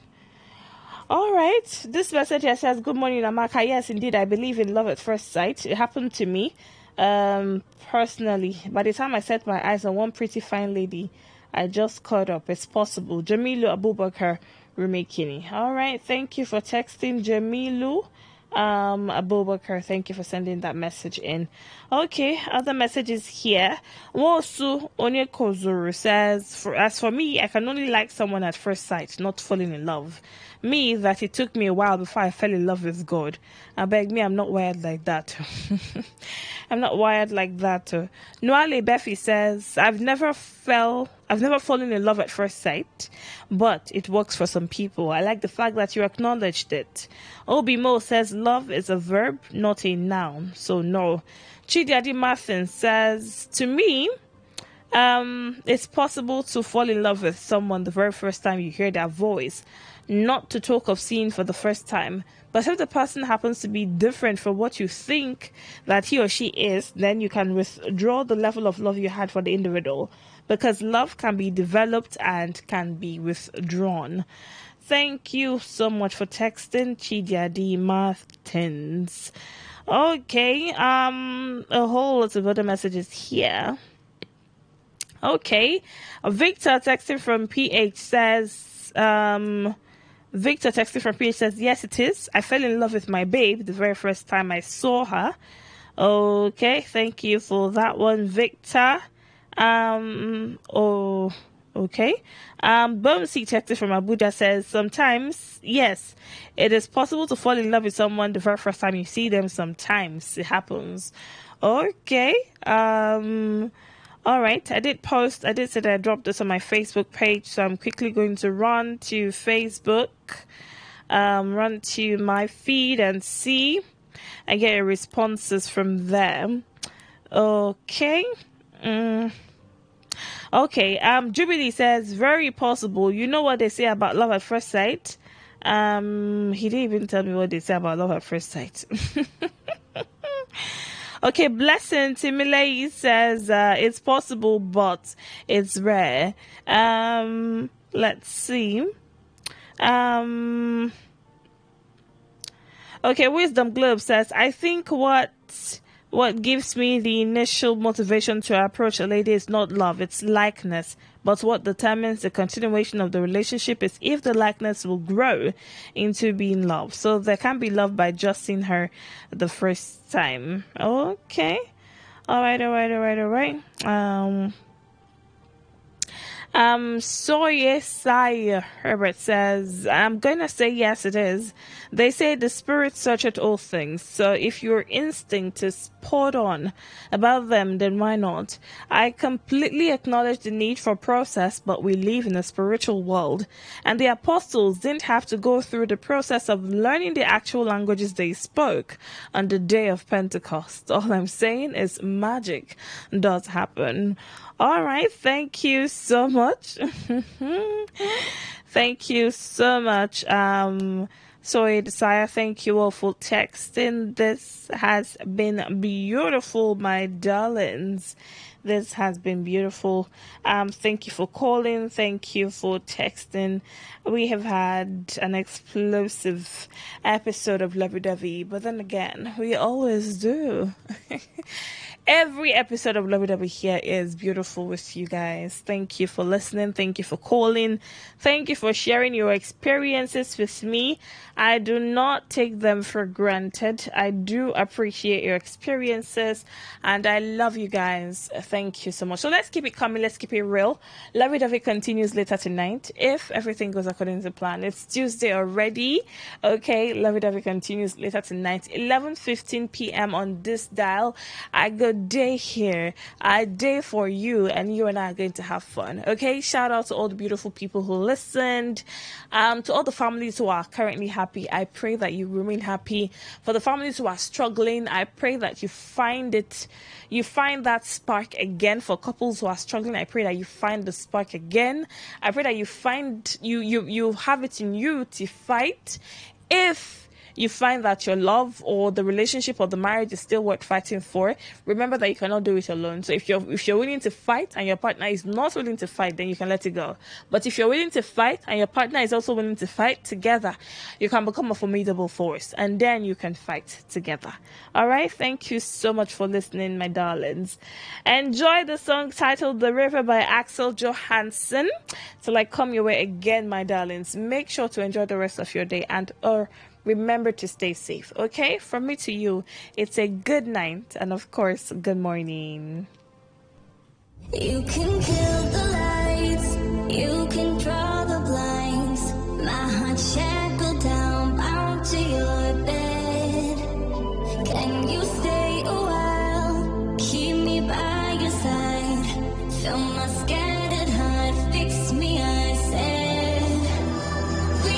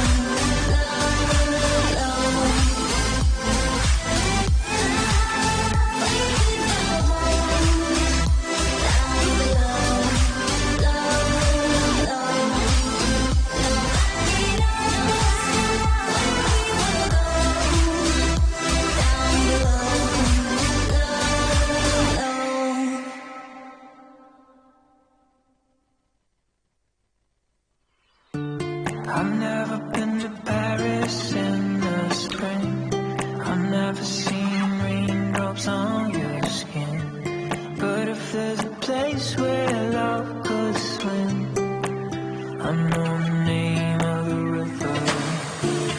I've never been to Paris in the spring, I've never seen what everyone else has seen, but I can see your faces in my dreams. You're staring back from the river.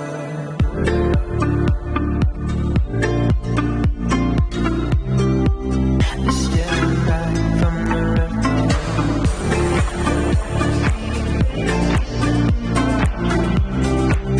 You're staring back from the river.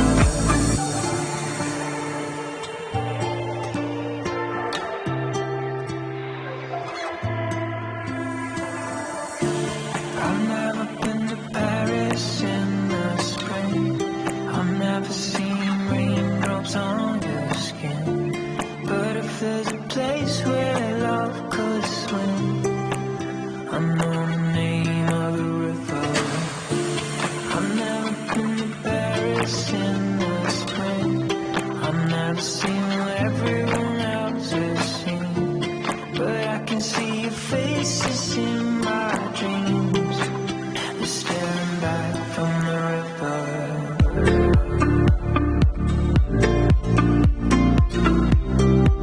You're staring back from the river.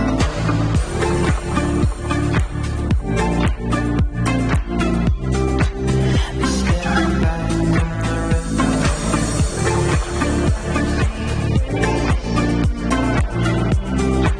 You're staring back from the river.